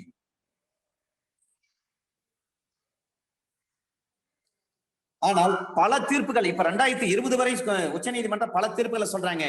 இதே 311 பெட்டிஷன் வந்து ஏபிபி போடுறாரு அல்லது பப்ளிக் ப்ராசிக்யூட்டர் போடுறாரு அப்படின்னு சொன்னா அதை அலோ பண்ணுமா, அலோ பண்ணக்கூடாதா, அதை கோர்ட் வந்து கண்டிப்பா பரிசீலனை செய்ய வேண்டும். நான் ஏற்கனவே ஒரு ஜட்ஜ்மெண்ட் கொடுத்திருக்கிறேன். ஏபிபி என்பவர் அரசு துறை வக்கீல், அரசு வழக்கறிஞர் என்பவர் எதிரிக்கு தண்டனை வாங்கி தர வேண்டும் என்றே கேஸ் நடத்தக்கூடாது. சுப்ரீம் கோர்ட் சொன்ன தீர்ப்பு அது. இந்த அக்யூஸ்டுக்கு எப்படியாவது நம்ம தண்டனை வாங்கி கொடுக்கணும்னு நினைச்சிட்டு நீங்க கேஸ் நடத்தினாதீங்க. மெக்கானிக்கல் ப்ராசஸ் நீங்க பண்ணக்கூடாது. அதே போலவே டெலிவர் பண்றீங்க ஜட்ஜ்மெண்ட், அப்ப வந்து ஜஸ்டிஸ் அல்லது மேஜிஸ்ட்ரேட் அவங்க என்ன பண்ணா, மெக்கானிக்கல் ப்ராசஸ் நீங்க ஃபாலோ பண்ணாதீங்க.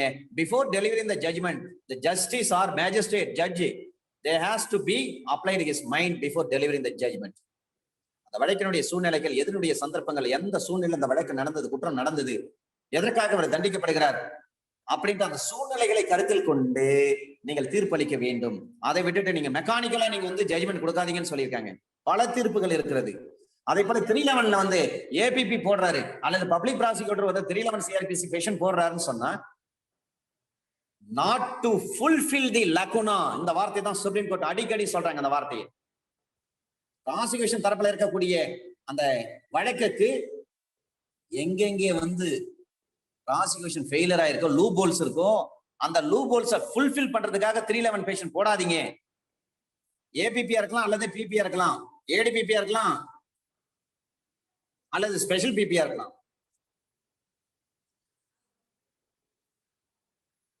ஏன்னா சாட்சியத்துல ஏதாவது விட்டு போயிருக்கும், அந்த பகுதி வந்து நிரப்புறதுக்காக என்ன பண்ணுவாங்க, டெக்னிக்கா 311 பெட்டிஷன் வந்து ஏபிபி போடுவாங்க. அப்ப நம்ம டிஃபென்ஸ் கவுன்சில் என்ன பண்ணணும் சார்? சுப்ரீம் கோர்ட் ஜட்ஜ்மெண்ட் நிறைய இருக்கு சார். இப்ப 2020 வரை ஜட்ஜ்மெண்ட் கொடுத்திருக்காங்க சார். ஹைகோர்ட் ஜட்ஜ்மெண்ட் நிறைய இருக்கு சார். ஏபிபி இந்த பெட்டிஷன் போடுறாரு, பிபி இந்த பெட்டிஷன் போடுறாருன்னு சொன்னா, ஏற்கனவே அந்த விட்னஸ் வந்து சொல்ல வேண்டிய விஷயத்தை சொல்லாம விட்டுட்டாரு. அந்த விஷயத்தை வந்து ஃபுல்ஃபில் பண்றதுக்காக தான் இந்த பெட்டிஷன் போடுறாருங்க, பிபி போடுறாருங்க. ஐ எம் ஸ்ட்ராங்லி அப்ஜெக்ட் அப்படின்னு சொல்லணும். கடுமையான ஆட்சேபனை நம்ம என்ன பண்ணோம், அந்த நீதிமன்றத்தில் பதிவு செய்ய வேண்டும். 1968 MLJ criminal page number 91 supreme court. இது பழைய ஜட்ஜ்மெண்ட். இதே ஜட்ஜ்மெண்ட் தான் 2020 சுப்ரீம் கோர்ட் சொல்லியிருக்காங்க. ஏபிபி வந்து 311 போட்டு விடுபட்ட போன இடத்தெல்லாம் வந்து நிரப்பாதீங்கன்னு சொல்லிட்டாங்க. நிறைய தீர்ப்புகள் இருக்கு. தீர்ப்புகள் சொன்னா நான் சொல்லிட்டே போவேன், டைம் போயிடும். இந்த ஒரு ஜட்ஜ்மெண்ட் மட்டும் குறிச்சிங்க. 1968 MLJ criminal page number 91 supreme court. அரசு தரப்பு மீண்டும் அந்த சாட்சியை கூப்பிட்டு விசாரித்து, அவர் சாட்சியில டெபோசிஷன்ல எது விட்டு போச்சோ அந்த இடத்தெல்லாம் ஃபில் பண்றதுக்காக 311 பெட்டிஷன் போடாதீங்கன்னு சொல்றாங்க. பப்ளிக் ப்ராசிக்யூட்டர் லா ஜர்னல்ல ரிப்போர்ட் ஆயிருக்கு, வினோத்குமார் ஜட்ஜ்மெண்ட். அந்த ஜட்ஜ்மெண்ட்ல என்ன சொல்றாங்கன்னா, சாட்சி வந்தாங்கன்னா அன்னைக்கு விசாரிக்கணும், இல்லைன்னா போதிய சந்தர்ப்பம் எதிர்த்தரப்புக்கு அளித்தும் அவர் வந்து சாட்சியை குறுக்கு விசாரணை செய்யன்னு சொல்லிட்டு ரெக்கார்ட் பண்ணிக்கணும், க்ளோஸ் பண்ணுங்க அப்படின்னு சொல்றாங்க. ஆனால் அதன் பின்னிட்டு மெட்ராஸ் ஹைகோர்ட் தீர்ப்பெல்லாம் நிறைய வந்திருக்கு. அந்த ஹைகோர்ட் தீர்ப்புல என்ன சொல்றாங்கன்னா, எல்லா வழக்குக்குமே எல்லா சூழ்நிலையும் ஒரே மாதிரியா இருக்காது. வினோத்குமார் ஜட்ஜ்மெண்ட் எடுத்து படிச்சு பாருங்க, ரொம்ப லாங் பெண்டிங். அது டிராகன் ஆன் ப்ரொசீட் பண்ணிருக்காங்க. அதுல அந்த கேஸை வந்து இழுத்து அடிக்கணும்னே பண்ணிருக்காங்க. அதன் பிறகு 311 போடுறது இதே வேலையா இருந்திருக்காங்க. அதனாலதான் உச்ச நீதிமன்றம் ரொம்ப கோவப்பட்டுட்டாங்க அந்த விஷயத்துல.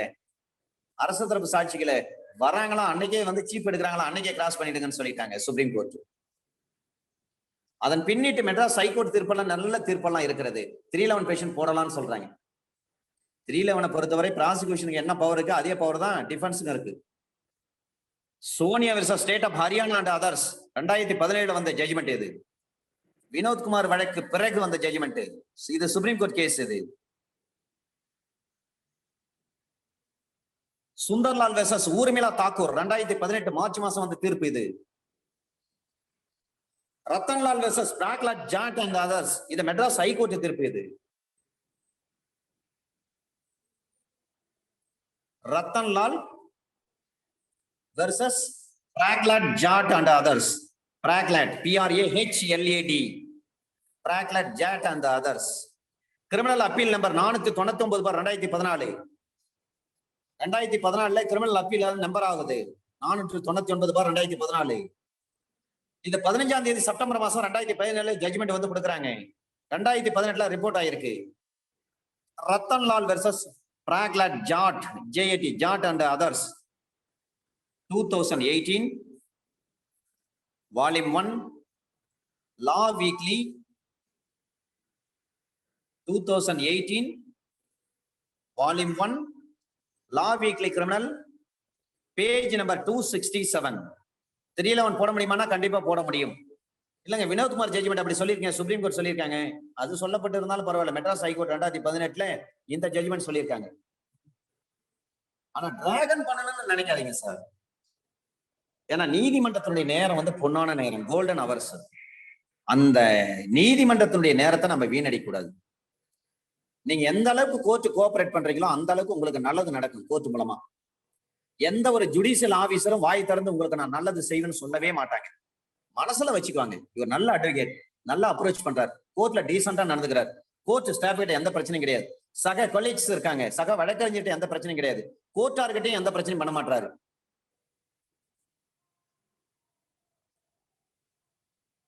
அப்படின்னு நீதிபதி மனசுல நம்ம ஒரு நல்ல இடத்தை பிடிக்கணும். Rattanlal versus Prahlad Jat 2018 volume 1 law weekly page number 267. Law weekly criminal page number 267. ரொம்ப இம்பார்ட்டன்டான கேஸ். சரிங்க சார். இந்த 311க்கு ஒரு 3 வழக்கு. 2010 Kaladevi versus VR Sankaran, sorry VR Sanasan, Sana Sundar, right. Yes Kaladevi versus VR Soma Sundar 2010 வந்த தீர்ப்பு. நான் சொல்ல போற 2 தீர்ப்பு வெரி இம்பார்ட்டன்ட் தீர்ப்பு. இது ரெண்டும் எழுதிங்க. Dinanath Chamar and others, DINA Dinanath NATH Nath, DINA Dinanath Chamar CHAMER Chamar and others. Dinanath Chamar and others versus state of Bihar and others. Dinanath Chamar and others versus state of Bihar and others. 7/3/2017 வந்த இந்த தீர்ப்பு, இந்த தினாநாத் வழக்கு, தினாநாத் சாமர் வழக்கு 7/3/2017 வந்த தீர்ப்பு. இன்னொரு தீர்ப்பு கெய்ஸ் வெர்சஸ் ஸ்டேட் ஆஃப், இந்த கெய்ஸ் வழக்கு வந்து மெட்ராஸ் ஹைகோர்ட் தீர்ப்புன்னு நினைக்கிறேன். கெய்ஸ் வெர்சஸ் ஸ்டேட் 2018 செப்டம்பர் மாசம் 5ஆம் தேதி வந்த தீர்ப்பு. இந்த தீர்ப்பு ஒன்னு 2017 வருஷத்து தீர்ப்பு, இன்னொன்னு 2018 வருஷம் கெய்ஸ் வழக்கு. Guys GAYES guys versus state 5/9/2018 வந்த தீர்ப்பு. இந்த தினாநாத் சாமரும் கெய்ஸ் வழக்கம் நீங்க மறக்காதீங்க. 311 பேஷன் போடுறாங்க, கோர்ட் வந்து டிஸ்மிஸ் பண்ணிட்டாங்க. டிஸ்மிஸ் பண்ணிட்ட பிறகு அதே கோர்ட்ல திரும்ப 311 பேஷன் போட முடியுமா? இதுதான் கேள்வி. கோர்ட் நார்மலா என்ன சொல்லுங்க, 311 பெட்டிஷன் போறீங்க, கோர்ட் டிஸ்மிஸ் பண்ணிட்டா அந்த டிஸ்மிஸல் ஆர்டரை ஏத்துட்டு நீங்க என்ன பண்ணலாம், ஹைகோர்ட்டுக்கு போங்கன்னு சொல்லுவாங்க. ஆனா இந்த Dinanath Chamar and others versus state of Bihar and others, case versus state, இந்த ரெண்டு வழக்கிலையும் சொல்றாங்க டிஸ்மிஸ் பண்ணிட்டாங்கன்னா ஒன்னும் பிரச்சனை இல்லை, அதே கோர்ட்ல நீங்க மீண்டும் 311 போடுங்கன்னு சொல்றாங்க. அப்ப ஜுடிஷியல் மேஜிஸ்ட்ரேட் அல்லது வந்து பிடிஜே கேட்பாங்க நம்ம கிட்ட, செஷன் ஜட்ஜ் கேட்பாங்க, எப்படி நீங்க வந்து உங்களுக்கு தான் டிஸ்மிஸ் பண்ணிட்டு நீங்க ஹைகோர்ட் போக வேண்டியதுன்னு, அதே பேஷன் எப்படி நீங்க இதே கோர்ட்ல போடுறீங்க அப்படின்னு கேள்வி கேட்டாங்கன்னா, நீங்க இந்த ரெண்டு தீர்ப்பை கொடுங்க. ஒன்று Dinanath Chamar and others versus state of Bihar and others, இன்னொன்று கெய்ஸ் வெர்சஸ் ஸ்டேட் 2018 வந்த தீர்ப்பு. இந்த ரெண்டு ஜட்ஜ்மெண்ட் கொடுங்க. அதே நீதிமன்றத்தில் இந்த வழக்கு போடலாம், அதே நீதிமன்றத்தில் 311 பெட்டிஷன் போடலாம். நம்ம ஒன்ஸ் டிஸ்மிஸ் ஆனாலும் ஒன்னும் பிரச்சனை இல்லை, அதே கோர்ட்ல போடலாம். அப்ப நீதிபதியை நம்ம எப்படி சாட்டிஸ்ஃபை பண்றது? கோர்ட்டார்கிட்ட கொஞ்சம் பொறுமையா நிதானமா நிறுத்தி நிதானமா நீங்க எடுத்து சொல்லுங்க, ஒரு ஹம்பலா பேசுங்க மேஜிஸ்ட்ரேட் கிட்ட. யுவர் ஆனர், ஏற்கனவே 437ல நாங்க ஒரு பெயில் பெட்டிஷன் போடுறோம், நீங்க ஃபர்ஸ்ட் பெயில் பெட்டிஷன் டிஸ்மிஸ் பண்ணிட்டீங்க, அதன் பிறகு நாங்க செகண்ட் பெயில் பெட்டிஷன் போடுறோம், அதை நீங்க வந்து நம்பர் பண்ணி அதன் அடிப்படையில வந்து அக்யூஸ்ட் நீங்க வந்து ரிலீஸ் பண்ணீங்களா இல்லைங்களா, பெயில் ஆர்டர் பெயிலுக்கு வந்து நீங்க ஆர்டர் போட்டீங்களா இல்லைங்களா, அதே மாதிரிதான் இந்த 311 தான் அப்படின்னு சொல்லி நீங்க என்ன பண்ணணும், கோர்ட் வந்து சாட்டிஸ்ஃபை பண்ணணும். இப்ப 311 என்றது என்னது, ஒரு இன்டர்லோகேட்டரி ஆர்டர். இதே 313 என்பது ஒரு மெயின் ஆர்டர். அது இன்டர்லோகேட்டரி ஆர்டர் இருக்குன்னு சொன்னா அதை நீங்க அப்பீல் போக முடியுமா? Under section 397 subsection 2 of CRPC எடுத்து படிச்சு பாருங்க சார். அதுல இன்டர்லோகேட்டரி ஆர்டர் இருந்துச்சுன்னா அதுக்கு பார்ன்னு இருக்கு, தடை. நீங்க அந்த பெட்டிஷன் போடுறப்பவே நீங்க என்ன பண்ணணும், இந்த வார்த்தையை சொல்லணும். அண்டர் செக்ஷன் 397 சப்செக்ஷன் 2 ஆஃப் சிஆர்பிசில இன்டர்லோகேட்டரி ஆர்டர் இருக்குன்னு சொன்னா அது தடை செய்யப்படுகிறது. எனவே அதே நீதிமன்றத்தில் நாங்கள் இந்த மனு வந்து போட முடியும். 311 பெட்டிஷன் வந்து we can be filed, we are having the right to file this petition before this honorable court according to section under 397 subsection 2 of CRPC அப்படின்னு சொல்லிட்டு you have to satisfy the court. உங்களுடைய argument வந்து சாஃப்டா இருக்கணும், ப்ரெசைஸா இருக்கணும், கிளியரா இருக்கணும், அன்ஆம்பிகுவிட்டியா இருக்கணும். கோர்ட் நம்மள அப்ரிஷியேட் பண்ணுவாங்க சார். கோர்ட் வந்து ஒரு குழந்தை மாதிரி, நீங்க எந்த அளவுக்கு நடந்தீங்கன்னா அந்த அளவுக்கு கோர்ட் உங்ககிட்ட சிரிச்சு விளையாடுவாங்க. நீங்க கரடுமுரடா நடந்துக்கினீங்கன்னா கோர்ட் அவங்க வேலையை காட்டிடுவாங்க. நீங்க கேள்வியே கேட்க முடியாது, ஏன் எதுக்குன்னு. அடிச்சிட்ட பிறகுதானே சமாதானம். அடி வாங்குறதுக்கு முன்னாடி நம்ம சமாதானம் பேசணும், அதான் புத்திசாலித்தனம். அதனாலதான் சொல்றாங்க the prevention is better than cure. வருமுன் காப்பதே நலம். இந்த ரெண்டு, இந்த Dinanath Chamar and others versus state of Bihar and others, case versus state, இந்த ரெண்டு வழக்கு நீங்க கண்டிப்பா உங்களுக்கு தேவைப்படும். யாருக்காவது 311 டிஸ்மிஸ் ஆயிட்டா அவங்க அந்த நேரத்துல அந்த ரெண்டு கேஸ் உங்களுக்கு தேவைப்படும். இந்த 311க்கு மிக முக்கியமான வழக்குகள் நிறைய இருக்கு, அந்த வழக்கெல்லாம் குறிச்சிங்க. ஏன்னா பிராக்டிஸ் பண்ற லாயருக்கு இது ரொம்ப யூஸ்ஃபுல்லா இருக்கும். சில தேர்வுகள்ல இப்பொழுது நடைபெற இருக்கக்கூடிய நீதித்துறை தேர்வுகளை பொறுத்தவரை தீர்ப்புகளில் இருந்து தான் கேள்விகள் நிறைய கேட்கிறாங்க. அதனால தீர்ப்புகளை நம்ம நன்றாக படிக்க வேண்டும், ஜட்ஜ்மெண்ட் படிக்கணும். recall of witness, state of Haryana versus Ram Meher, state of Haryana versus Ram Meher, MEHAR, Ram Meher, 2016, volume 8, SEC, page number 762. State of Haryana versus Ram Meher, 2016, volume 8, SEC, page number 762. இந்த வழக்குல சொல்றாங்க, interest of victim, the collective represented through the prosecution and accused must be balanced. Concept of fair trial cannot be limitlessly stretched to permit recall of witness endlessly on ground of magnanimity. recall of witness வந்து எப்படி இருக்கணும், endlessly on ground of magnanimity. State of Haryana versus Ram Meher, 2016, volume 8, SEC, page number 762. இந்த 311 உடைய nature and scope, nature and scope of power of court, இது சொன்ன வழக்கு.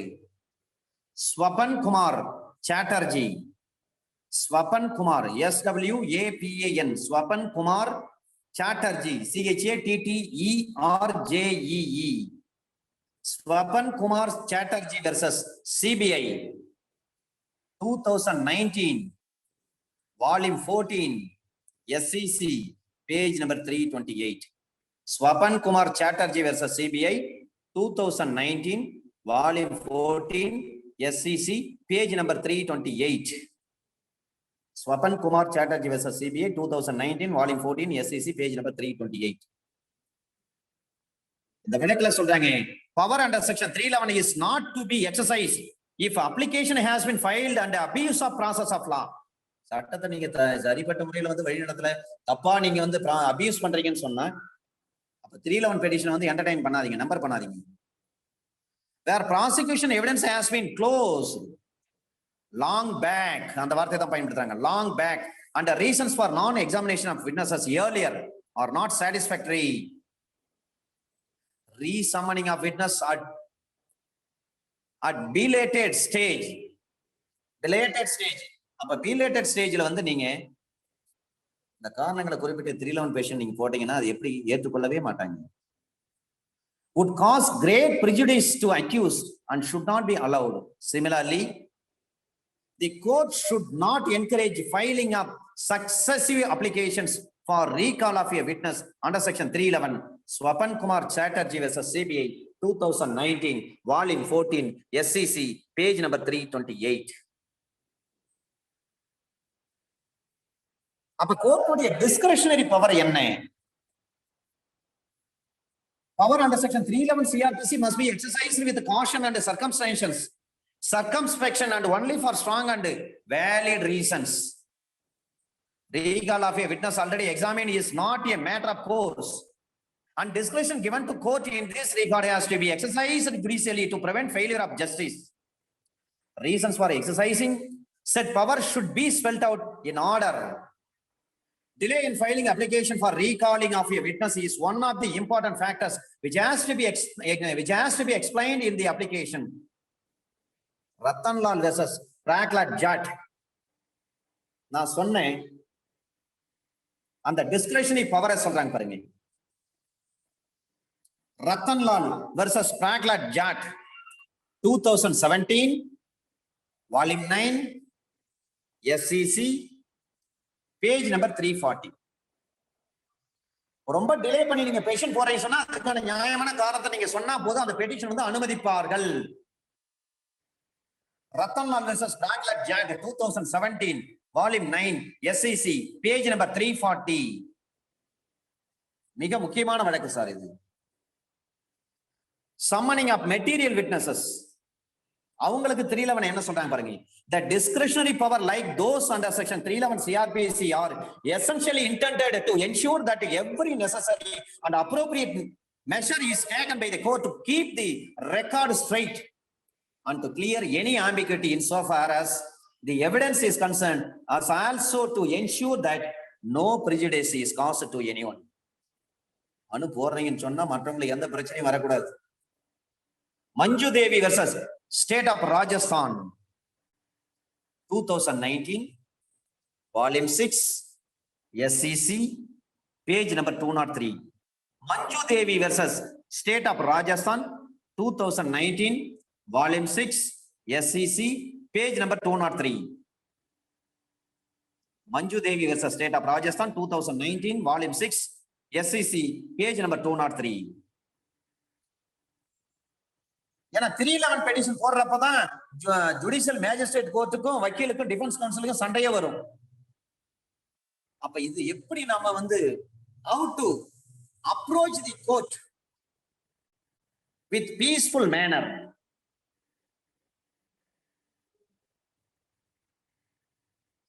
The age of a case by itself cannot be decisive of the matter when a prayer is made for examination of a material witness.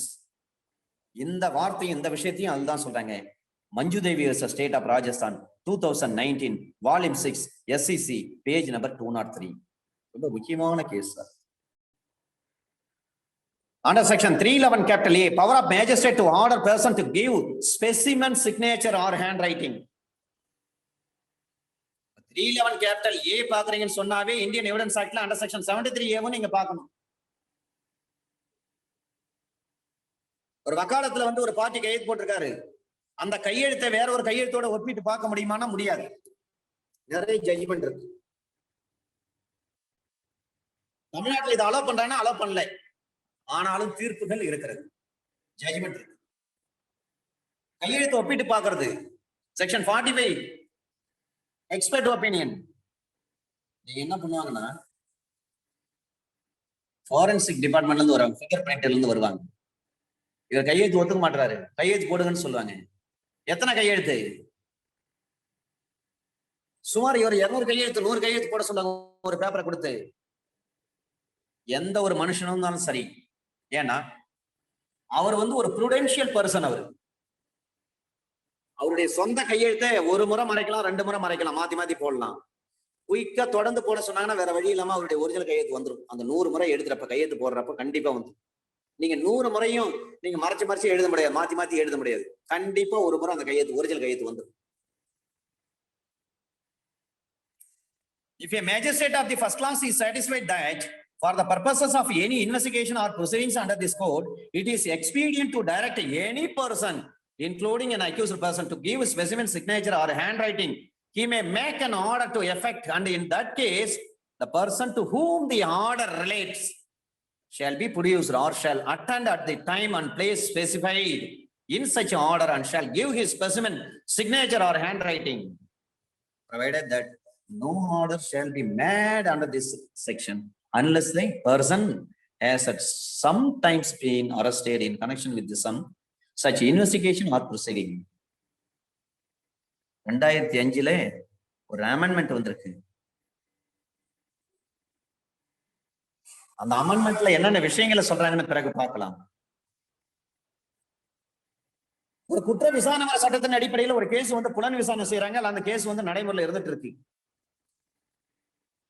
Accused என்ன பண்றது, அவருடைய மாதிரி கையொப்பங்களை கேட்கிறாங்க, அல்லது கையெழுத்து எழுதி காட்டுங்க, இது நீங்க எழுதின லெட்டர் தானே கண்டுபிடிக்கணும், உங்க மேல வந்து கிரிமினல் கான்ஸ்பைரசி இருக்கிறது கோர்ட்டு சொல்றாங்க. அரசுக்கு எதிராக நீங்க ராஜ துரோகம் செய்திருக்கீங்க, அதுக்கான கடிதங்கள் பல பேருக்கு எழுதிருக்கீங்க, ஆயுத புரட்சி செய்ய வேண்டும், எல்லா இளைஞர்களும் ஆயுதங்களை வந்து கையில் ஏந்த வேண்டும், நாட்டுல வெடிகுண்டு வச்சு வெடிக்க வேண்டும், railway station, post office, bank எல்லா இடத்துல வெடிகுண்டு வச்சு வெடிங்க அப்படின்னு சொல்லிட்டு நீங்க கடிதம் எழுதிருக்கீங்க. இது உங்க கையெழுத்து தானா? இது சம்பந்தமா தான் உங்க மீது வந்து 120B நாங்க போட்டிருக்கோம், செடிஷன்ல நாங்க உங்க பேர்ல 124 போட்டிருக்கோம், நீங்க வந்து இது உண்மையா இல்லையா, அந்த கையெழுத்து எழுதி காட்டுங்கன்னு சொல்லிட்டு நீதிமன்றம் கேட்கலாமா? கேட்க முடியும்.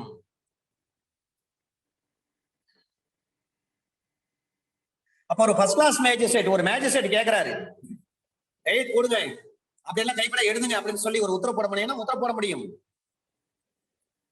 ஒரு குறிப்பிட்ட இடத்துல குறிப்பிட்ட நேரத்துல அந்த நபரை வந்து ஒப்படைக்குங்க அப்படின்னு சொல்றாங்க. அவர் மூலமா அல்லது நேரில் அந்த நபரே வந்து கோர்ட்ல வந்து ஆஜராகிறாரு. மாதிரி கையெழுத்து மாதிரி கையெழுத்து வந்து கொடுக்கும்படி ஒரு ஃபர்ஸ்ட் கிளாஸ் மேஜிஸ்ட்ரேட் உத்தரவு போட முடியும்னா கண்டிப்பா உத்தரவு போட முடியும். 2005 23/6/2006 இருந்து ஸ்டார்ட் ஆகுது, ஒரு அமெண்ட்மெண்ட் கொண்டு வராங்க. அந்த அமெண்ட்மெண்ட் 23/6/2006 இருந்து நடைமுறைப்படுத்துறாங்க. ஒரு வழக்கு தொடர்பான ஒரு புலன் விசாரணை செய்யறாங்கன்னு சொன்னா, அல்லது அது தொடர்பான ஒரு நடைமுறை சம்பந்தமாக ஒரு நபர் கைது செய்யப்பட்டு இல்லாத பொழுது அந்த ஃபர்ஸ்ட் கிளாஸ் ஜுடிஷியல் மேஜிஸ்ட்ரேட் என்ன பண்ணலாம், ஒரு ஆர்டர் வந்து பாஸ் பண்ணி அந்த நபரை என்ன பண்ணும், நீங்க கையெழுத்து போடுங்க அப்படின்னு சொல்லி கட்டாயப்படுத்தினா முடியாதுன்னு சொல்றேன். ஏன்னா அந்த நபர் வந்து அரெஸ்ட் பண்ணி ஜெயில இருந்தாதான் அவரை கொண்டு வந்து நம்ம எல்லாத்தையும் வெரிஃபை பண்ண முடியும். அந்த நபரை அரெஸ்ட் பண்ணல, அரெஸ்ட் பண்ண நபரை போயிட்டு நீங்க அவருக்கு ஒரு ஆர்டர் போட்டு நீங்க வந்து கையெழுத்து போடுங்க, இல்ல கையில எழுதி காட்டுங்க, அப்பதான் வந்து we have to compare your signature and handwriting with some other document அப்படின்னு சொல்ல முடியுமானா முடியாது. அப்ப கோர்ட்டை பொறுத்தவரை it doesn't have any right to issue any order summon to the accused when He is not arrested by the police officer in this case.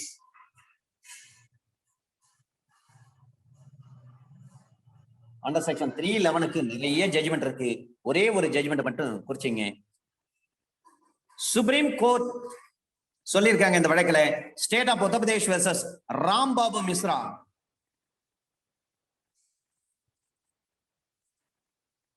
State of UP versus Rambabu Misra, 1980, volume 2, SCC, page number 343.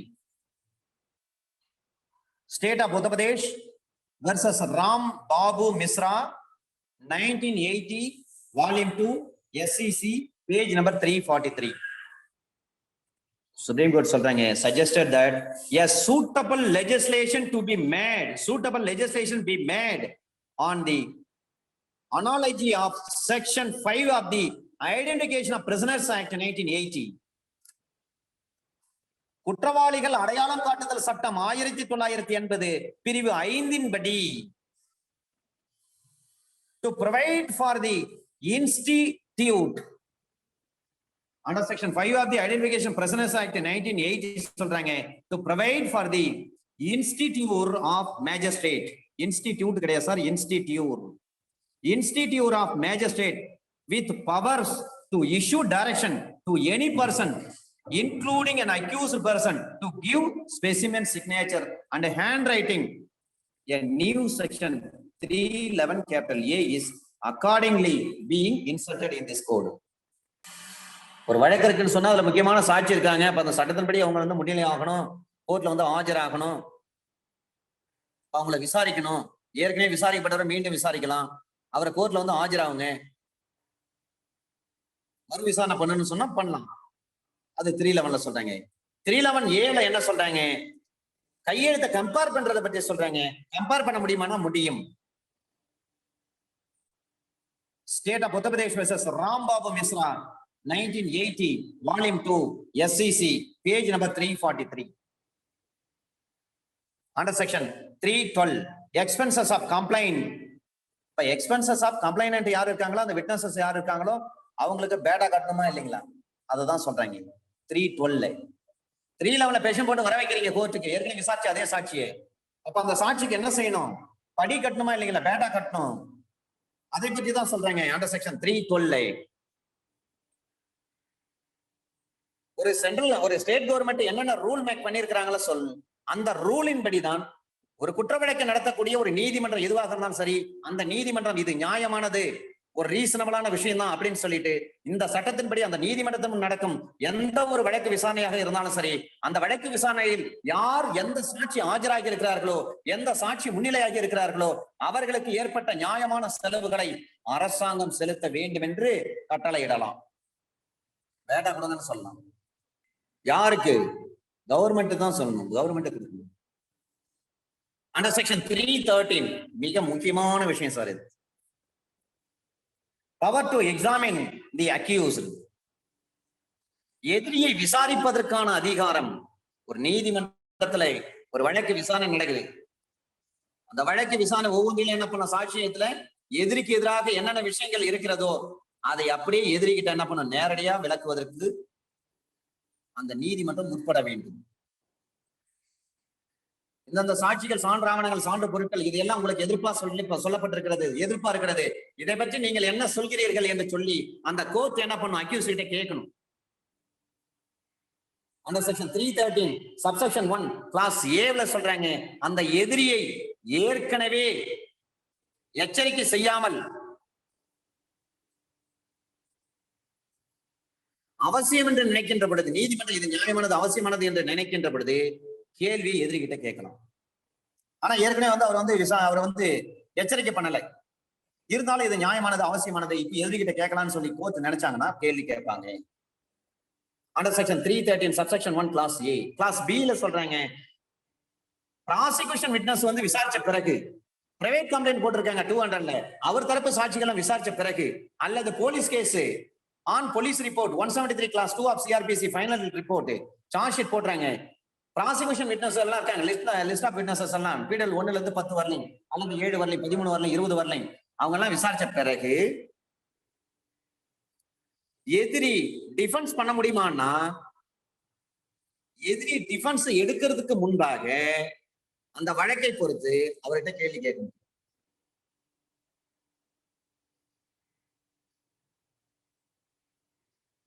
Prosecution witness விசாரிச்சிட்ட பிறகு எதிரி கிட்ட ஒரு கேள்வி கேட்கணும். Prosecution witness எல்லாம் இந்த மாதிரி சொல்றாங்களே, இப்ப நீங்க என்ன சொல்றீங்க?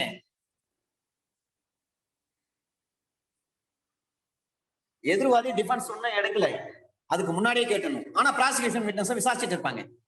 அரசு தரப்பு சாட்சியெல்லாம் விசாரிச்சிட்ட பிறகு எதிரிகிட்ட கேள்வி கேட்கணும். அதுக்கு அவர் என்ன பதில் சொல்றான்னு பார்க்கணும். இல்லைங்க, இது பொய்யான வழக்குங்க. போலீஸ் வந்து they have been foisted the case against us அப்படின்னு சொல்லுவாங்க அவங்க. அல்லது against me, எனக்கு எதிராக பொய்யான வழக்கு வந்து போலீசார் வந்து போட்டிருக்காங்க அப்படின்னு சொல்லிட்டாருன்னா,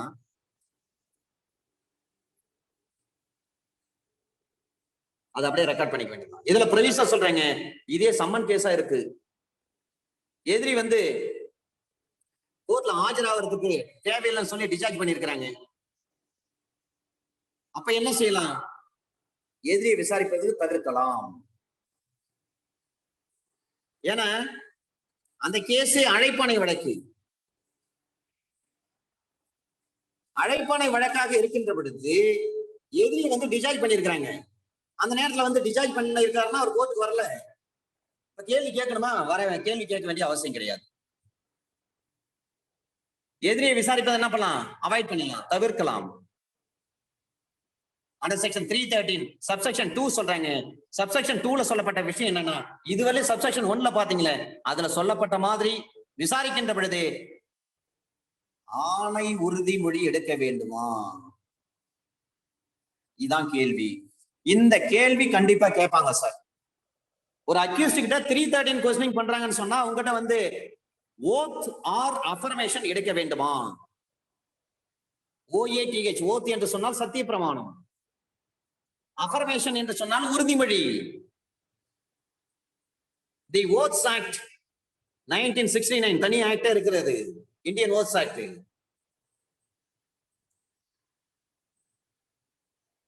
அப்ப அந்த அக்யூஸ்ட் கிட்ட கேள்வி கேட்கிறப்ப அக்யூஸ்ட் பதில் சொல்றாங்க கோர்ட்ல. பதில் சொல்வதற்கு முன்பாக அந்த அக்யூஸ்ட் வந்து சத்திய பிரமாணம் உறுதிமொழி ஏதாவது எடுக்கணும்னா எடுக்க கூடாது. அண்டர் செக்ஷன் 313 சப்செக்ஷன் 2 மிக முக்கியமானது. அண்டர் செக்ஷன் 313 சப்செக்ஷன் 3ல சொல்றாங்க, அந்த அக்யூஸ்ட் கிட்ட கேள்வி கேட்கறாங்க, அந்த அக்யூஸ்ட் வந்து பதில் சொல்ல மறுக்கிறாரு அல்லது பொய்யான விடையை சொல்றாரு, அதற்காக அந்த அக்யூஸ்டுக்கு வந்து தண்டனை கொடுக்க முடியுமானா முடியாது. 313 கொஸ்டினிங்ல அக்யூஸ்ட் எது வேணாலும் சொல்லலாம், உண்மையை சொல்லலாம், பொய் சொல்லலாம், எது வேணாலும் சொல்லலாம். அதுக்காக நீங்க கன்விக்ட் பண்ண முடியுமா? முடியாது. மிக முக்கியமானது. அண்டர் செக்ஷன் 313 சப்செக்ஷன் 4ல சொல்றாங்க, ஒரு எதிரி அவரால் கொடுக்கப்பட்ட அந்த பதில்கள் விடைகள் அந்த விசாரணையின் போது கவனத்திற்கு எடுத்துக்கொள்ளலாமான்னா எடுத்துக்கலாம். ஆனால் அது எல்லாமே வேற எந்த குற்றத்தையேனும் செய்திருப்பதாக காட்டக்கூடிய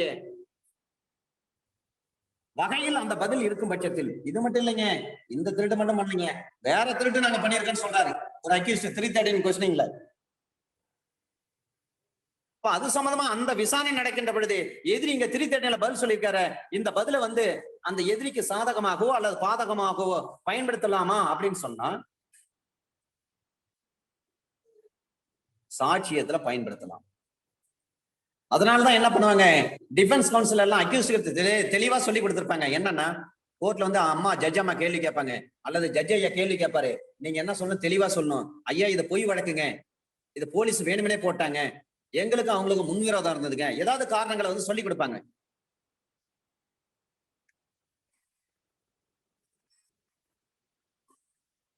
அண்டர் செக்ஷன் 313 சப்செக்ஷன் 5ல சொல்றாங்க, எதிரிகிட்ட என்னென்ன கேள்வி கேட்கணும், எது சம்பந்தமா கேள்வி தயாரிக்கணும் அப்படின்னு சொல்லிட்டு ஒரு அரசு வழக்கறிஞருடைய உதவியையும் எதிரி தரப்பு வழக்கறிஞருடைய உதவியும் கேட்க முடியுமானா கேட்கலாம்.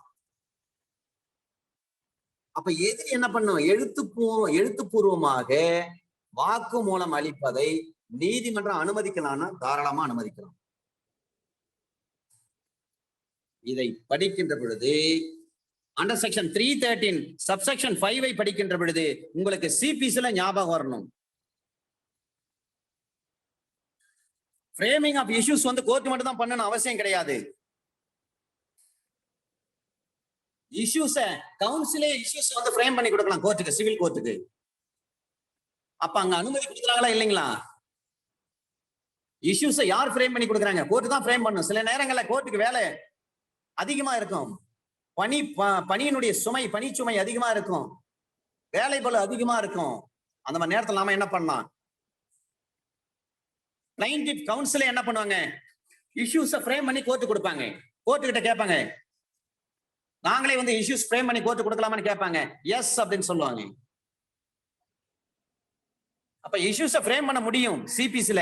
அதை போலவே சிஆர்பிசில அண்டர் செக்ஷன் 313 சப்செக்ஷன் 5ல சொல்றாங்க, கொஸ்டினிங் வந்து நீங்களே வந்து அக்யூஸ் கவுன்சில் அப்படி இல்லைன்னா ப்ராசிக்யூஷன் கவுன்சில், அதாவது ஏபிபி அல்லது பிபி அல்லது டிஃபென்ஸ் கவுன்சில், அவங்களே வந்து சார்ஜ் வந்து ஃப்ரேம் பண்ணி தர முடியுமானா முடியும். இந்த இடத்துல சார்ஜ்னு சொல்றது எதுனா 313 கொஸ்டினிங். ஒரு செக்ஷன் படிக்கிறீங்கன்னா அதுல இருக்கிற எல்லா உட்பிரிவுகளும் படிச்சிட்டீங்கன்னா கொஸ்டின் எப்படி கேட்டாலும் நீங்க பதில் சொல்லலாம் சார். அண்டர் செக்ஷன் 313 மிக முக்கியமான ஒரு விஷயம் சார். சப்செக்ஷன் 1ல என்ன சொல்றாங்க? எதிரி நேரடியாக வந்திருக்காருன்னு சொன்னா அவர்கிட்ட என்ன பண்ண கேள்வி கேட்டு ரெக்கார்ட் பண்ணிக்கலாம். ஏற்கனவே அவர் வந்து எச்சரிக்கை பண்ணல, அதன் பிறகு அவர்கிட்ட கேள்வி கேட்கலாம்னா தாராளமா கேட்கலாம். ப்ராசிக்யூஷன் விட்னஸ் எல்லாம் எடுத்து முடிச்சிட்டாங்க, அக்யூஸ் கிட்ட கேள்வி கேட்கணும். 313(1)A சொல்லுவாங்க இத. அதன் பிறகு 1B இருக்கு. எல்லாம் முடிஞ்சிட்ட பிறகு ப்ராசிக்யூஷன் டிஃபென்ஸ் எல்லாம் முடிஞ்சிட்ட பிறகு ஒரு தடவை கேள்வி கேட்பாங்க. 2 தடவை நடக்கும் கொஸ்டினிங். அதன் பிறகுதான் ஆர்குமெண்ட் ஸ்டார்ட் ஆகும்.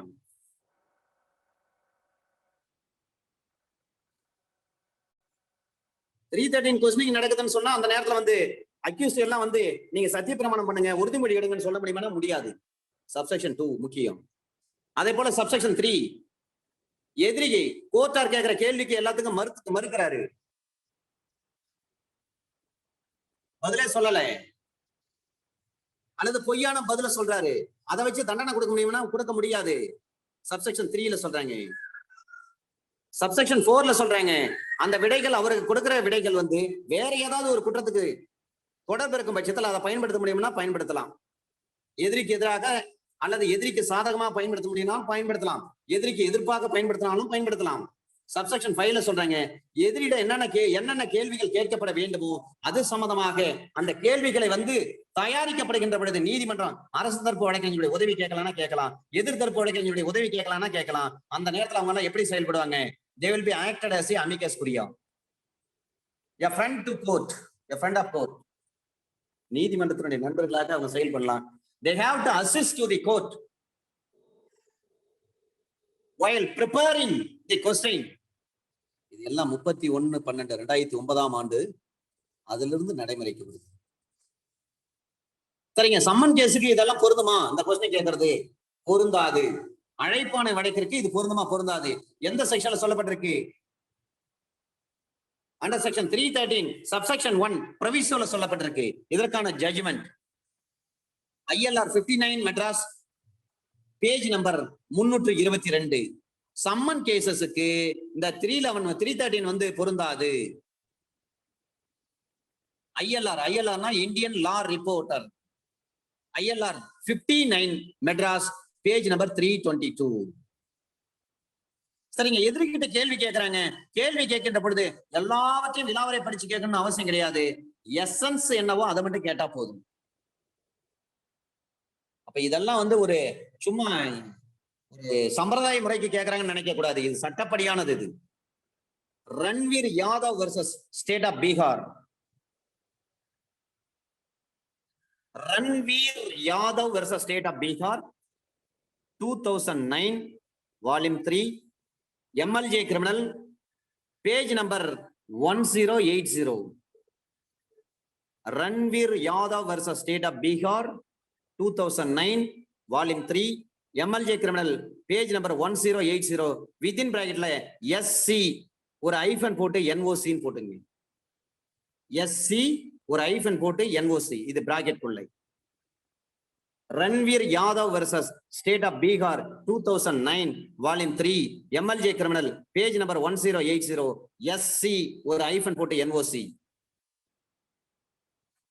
இந்த 313க்கு ஸ்டாண்டர்ட் அத்தாரிட்டி நிறைய இருக்கு sir.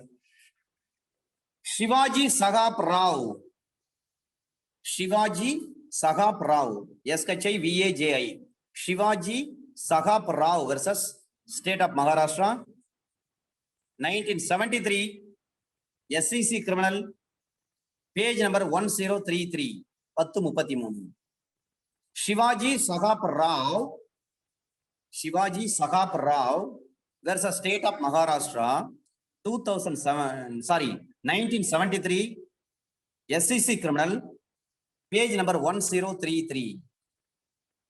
Shivaji Sakhap Rao versus State of Maharashtra, 1973, SEC criminal, page number 1033. Nature and scope சொன்ன வழக்கு 313 questioning. இதுல அதனுடைய நேச்சர் அண்ட் ஸ்கோப்பை சொன்ன வழக்கு தான் Shivaji Sahab Rao versus state of Maharashtra, 1973, SEC criminal, page number 1033. Reena Hazarika, Reena Hazarika, REENA, Reena Hazarika, HAZARIKA, Reena Hazarika versus state of Assam, Reena Hasarika versus State of Assam, 2019, volume 13, SEC, page number 289. 2019, volume 13, volume 13, SEC, page number 289. Examination of accused பத்தி சொல்றாங்க. Ashok தெபார்மா, Ashok Debbarma, DEBBARMA, B என்றது AB வரும் பாருங்க, அந்த B. Ashok Debbarma, DEBBARMA, Ashok Debbarma versus state of Tripura, state of Tripura, அதாவது திரிபுரான்னு சொல்லுவோம் நம்ம, state of Tripura, 2014, volume 4, SEC, page number 747. Ashok Debarma versus State of Tripura, 2014, volume 4, SEC, page number 747. Silence of accused leads to adverse inference against accused. Silence of accused leads to adverse inference against accused. அமைதியா இருந்தீங்கன்னா அந்த அக்யூஸ்டுக்கு எதிர்ப்பா மாறிடும். 313 questioning ஸ்டேஜ்ல நீங்க questioning கேக்குறாங்கன்னா நீங்க பதில் சொல்லுங்க. Pralhad versus State of Rajasthan, Praglat versus State of Rajasthan, 2019, 2019, volume 14, SEC, page number 438. Praglat versus State of Rajasthan, 2019, volume 14, SEC, page number 438. Statement of accused பத்தி சொல்றாங்க. Final Khan, Final Khan, FAINUL, Final Khan, KHAN, Final Khan versus State of Jharkhand, Final Khan versus State of Jharkhand, 2019, volume 9, SEC, page number 549. 2019, volume 9, SEC, page number 549. Inculpatory admissions. Latest ஆன judgement இது. Paul versus state of Kerala. இதுல சொல்றாங்க, a statement made by accused under section 313 CRPC, even if it is contains inculpatory admission, cannot be ignored, and the court may, where there is sufficient evidence available, proceed to enter a verdict of guilt. Paul versus state of Kerala, 2020, volume 3, SEC, page number 115. ரொம்ப latest judgment இது. Paul versus state of Kerala, inculpatory admission பத்தி சொல்றாங்க. 2020, volume 3, SEC, page number 115. Under section 314, வாய்மொழி வாதங்களின் குறைப்பும், oral arguments and memorandum of arguments. 314ல ஒரு சில அட்வொகேட்ஸ் என்கிட்ட சொல்லியிருக்காங்க, சார் 314 தயவு செஞ்சு கொடுக்காதீங்க, என்னங்க நீங்க பெரிய பெரிய கேஸுக்கெல்லாம் 314 கொடுக்குறீங்க அப்படின்னு சொல்றாங்க. நான் நம்பி கொடுப்பேன் 314. ஏன்னா நம்ம கேஸ் ஸ்ட்ராங்கா நடத்திருக்கிறோம். ஹைகோர்ட் சுப்ரீம் கோர்ட் ஜட்ஜ்மெண்ட் கரெக்டா இருக்கு. அப்ப நம்பி கொடுப்பேன் நான் 314 நம்பி கொடுப்பேன் நான். எழுத்துப்பூர்வமா நம்முடைய வாதங்களை நம்ம நம்பி கொடுக்க முடியும். இந்த 314 என்பது வந்து ஓரல் ஆர்குமெண்ட் மட்டும் கிடையாது, ரிட்டன் ஆர்குமெண்ட். நான் நிறைய பெரிய பெரிய வழக்கெல்லாம் 314 தைரியமா கொடுப்பேன். ஒரு சில சீனியர்ஸ் கூட என்ன வார்ன் பண்ணியிருக்காங்க, ஏன் சார் இந்த மாதிரிலாம் ரிஸ்க் எடுக்கிறீங்க அப்படின்னு சொல்லுவாங்க. என் கேஸ் மேல எனக்கு அவ்வளவு நம்பிக்கை, நான் கேஸ் அந்த அளவுக்கு ட்ரையல் நடத்திருக்கேன், கண்டிப்பா இது அக்யூட்டல் தான் சார் அப்படின்னு சொல்லுவேன் நான். அது குறைஞ்சது 10 ஜட்ஜ்மெண்ட் 14 ஜட்ஜ்மெண்ட்டாவது நான் கொடுப்பேன் குறைஞ்சது. ஏன்னா ஒரு விஷயத்துல மிஸ் ஆனாலும் அடுத்த விஷயத்துல என் கட்சிக்காரன் வந்து காப்பாற்றணும். என்ன நம்பி வந்தவங்கள காப்பாற்றி ஆகணும். That is my duty. 314 சொன்னாவே வாய்மொழியா தான் நீங்க ஆர்குமெண்ட் பண்ணணும்னு அர்த்தம் கிடையாது சார், ரிட்டனாவும் கொடுக்கலாம். அதுதான் எப்படி சொல்றாங்க பாருங்க, மெமரண்டம் ஆஃப் ஆர்குமெண்ட்ஸ் சொல்றாங்க, அங்க ரிட்டன் ஆர்குமெண்ட்ஸ் சொல்ல மெமரண்டம் ஆஃப் ஆர்குமெண்ட்ஸ் சொல்றாங்க. நல்ல விஷயம் தெரிஞ்சுங்க, புத்திசாலித்தனமா என்ன செய்வாங்கன்னா முதல்ல ஃபுல்லும் ஆர்குமெண்ட் பண்றாங்க. பப்ளிக் ப்ராசிக்யூட்டர் தான் என்ன பண்ணுவாரு, கேஸ் வந்து சம்ம பண்ணுவாரு, சம்ம பண்ணி ஒரு ஆர்குமெண்ட் முடிச்சிருவாரு. உடனே டிஃபென்ஸ் கவுன்சில் நாம என்ன பண்ணுவோம், நம்ம தரப்பு ஆர்குமெண்ட் நம்ம நடத்தி முடிச்சிருவோம்.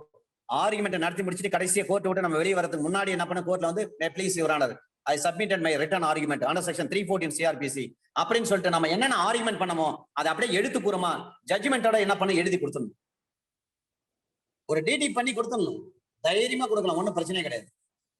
கேஸ் நம்ம ஸ்ட்ராங்கா நடத்திருக்கிறோம், அது அக்யூட்டல் ஆகும் நமக்கே தெரியும், நடத்துறப்ப தெரியும். ஒரு டாக்டர் ஒரு பேஷண்ட் வைத்தியம் பாக்குறப்ப அவர் கண்டுபிடிச்சிருவார் இந்த பேஷண்ட் வந்து பிழைப்பாரா பிழைக்க மாட்டாரான்னு. அதே போல ஒரு வழக்கறிஞர் ஒரு கேஸ் நடத்துகின்ற பொழுதே தெரியும், இந்த கேஸ் வந்து அக்யூட்டல், இந்த கேஸ் கன்விக்ஷன் தெரிஞ்சிடும். எவ்வளவு பெரிய கேஸ் இருந்தாலும் நம்ம ஸ்ட்ராங்கா பிடிச்சி நடத்தணும்னா போதும், கேஸ் வந்து அக்யூட்டல் வாங்கிடலாம், எவ்வளவு பெரிய விஷயமா இருந்தாலும் சரி. பல மூத்த வழக்கறிஞர்கள் கூட போக்சோ ஆக்ட்ல வந்து கேஸ் வந்தாவே பயப்பட ஆரம்பிச்சிட்டாங்க. எதுக்காக பயப்படுறாங்கன்னா கேஸ் வந்து ஃபெயிலியர் ஆயிடுன்றதுக்காக கிடையாதுங்க. யதார்த்தமா ஒரு கேஸ் வந்து தோத்து போயிட்டா போதும், அந்த அக்யூஸ்ட் எல்லாம் 9 கிராமத்துல போய் சொல்லிடுவான், 9 இடத்துல சொல்லுவான், 100 இடத்துல சொல்லுவான், அந்த வக்கீல்ட்ட அந்த கேஸை கொடுத்தோம், எங்களை 10 வருஷம் 20 வருஷம் தண்டனை வாங்கி கொடுத்துட்டாரு, இவரை வக்கீல அவரு அப்படின்னு சொல்லி நம்மளை திட்டுவாங்க. ஃபீஸ் மட்டும் வாங்கினாரு, இவ்வளவு பணத்தை வாங்கினாரு, ஆனா எங்களை காப்பாத்த தவறிட்டாரு, இந்த மனுஷன் எங்களை உள்ள தள்ளிட்டாருங்க அப்படின்னு சொல்லுவாங்க. ஒரு விஷயம் மட்டும் நல்லா தெரிஞ்சுங்க சார், டாக்டர்கிட்ட ஃபீஸ் கொடுக்குறீங்கன்னா, வக்கீல்கிட்ட ஃபீஸ் கொடுக்குறீங்கன்னா ஒரே விஷயம், டாக்டர்கிட்ட கொடுத்தீங்கன்னா நீங்க வந்து பிணமா வரலாம், ஆனா வக்கீல்கிட்ட கொடுத்தீங்கன்னா உயிரோட ஜெயிலாவது இருக்கலாம். 2 பேரும் காப்பாற்ற முடியாத சூழ்நிலை அதான் நடக்கும். ஒரு டாக்டரால ஒரு பேஷண்ட காப்பாற்ற முடியல, அவன் டெட் பாடியா மாறிடுவான், அந்த பேஷண்ட் செத்து போக வேண்டியதுதான். ஒரு கேஸ நம்பி கொடுக்குறாங்க ஒரு வக்கீல்கிட்ட, அந்த வக்கீலால அந்த அக்யூஸ காப்பாற்ற முடியல, அவன் உயிரோட இருப்பான், ஆனா எங்க கிடப்பான், ஜெயில இருப்பான். அதுக்கு டாக்டரை விட வக்கீல் எவ்வளவு மேல் அப்படின்னு நினைச்சு போவாங்க. இது வந்து சும்மா ஒரு ஜஸ்ட் ஃபார் ஃபன்னா தான் நம்ம எடுத்துக்கணும் இது. அதுக்காக மருத்துவர் சமூகத்தை நம்ம ஒரு துணி கூட குறை சொல்லக்கூடாது, கடவுளுக்கு அடுத்தது அவங்கதான் மனித கடவுளா நம்ம வந்து பாவிக்கிறோம். ஒரு வழக்கு தரப்பினர்கள் சாட்சி முடிவடைந்த பிறகு என்ன பண்ண, எவ்வளவு சீக்கிரம் முடியுமோ அவ்வளவு சீக்கிரமா சுருக்கமாக வாய்மொழி வாதங்களை சொல்லிடணும். அத ஒரு தாய்மொழியில கூட அவர் வந்து என்ன பண்ணலாம், அவர் ஆர்குமெண்ட் வைக்கலாம். அவருடைய வழக்கிற்கு ஆதரவான வாதங்களை சுருக்கமாகவும் தனித்தனி தலைப்பிலும் அந்த தலைப்புகளை குறிப்பிட்டு ஒரு நீதிமன்றத்தில் ஒரு மெமரண்டா கொடுக்கலாம், ஒரு குறிப்பொன்றை தாக்கல் செய்யலாம். அந்த குறிப்பு ஒவ்வொன்றும் அந்த வழக்கினுடைய ஒரு பாகமாக பாவிக்கப்பட வேண்டும். நீங்க கொடுக்கறது எதுவாக இருந்தாலும் சரி, கேஸ் கட்ல பண்டல்ல சேர்த்துருவாங்க. இதான் சப்செக்ஷன் 1. சப்செக்ஷன் 2ல சொல்றாங்க, அந்த வாதுரை குறிப்பு ஒவ்வொன்றினுடைய நகலையும் எதிர்த்தரப்பினருக்கு கொடுக்கணும். டிஃபென்ஸ் கவுன்சில் வந்து 314 சிஆர்பிஸ்ல ரிட்டன் ஆர்குமெண்ட் கொடுக்குறாருன்னா அதுல ஒரு காப்பி என்ன பண்ணும், ஏபிபிக்கு கொடுக்கணும், அல்லது பிபி இருந்தாருன்னா அவருக்கு ஒரு காப்பி கொடுத்தாகணும். சப்செக்ஷன் 3ல சொல்றாங்க, அந்த எழுத்துப்பூர்வமான வாதங்களை தாக்கல் செய்வதற்காக ஏதாவது நடவடிக்கைகள் ஏதாவது ஒத்திவைக்க சொல்லி நீங்க அனுமதி கேட்டிருக்கீங்க, அட்ஜான் பண்ணுன்னு சொல்றீங்கன்னு சொன்னா நீதிமன்றம் அவசியம் என்று கருதினால் கண்டிப்பா அதுக்கும் அட்ஜான்மெண்ட் பண்ணி தருவாங்க, இல்லனா அட்ஜான் பண்ண மாட்டாங்க.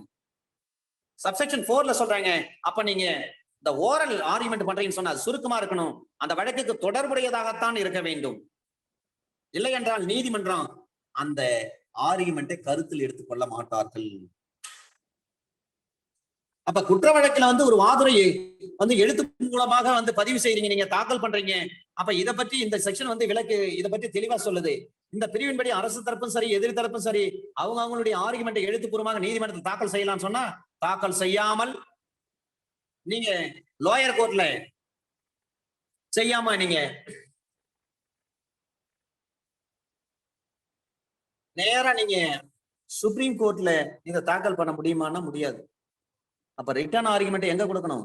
Lower court. எது ட்ரையல் கோர்ட்டோ ட்ரையல் கோர்ட்ல ரிட்டர்ன் ஆர்குமெண்ட் கொடுக்கணும். அதை விட்டுட்டு சுப்ரீம் கோர்ட் போயிருக்கு கேஸ் அப்பீல்ல போயிட்டு நீங்க ரிட்டர்ன் ஆர்குமெண்ட் கொடுக்க முடியுமா? கொடுக்க முடியாது. அண்டர் செக்ஷன் 315 ரொம்ப இன்ட்ரெஸ்டிங்கான செக்ஷன் சார் இது. The 315 accused person to be a competent witness in his own case.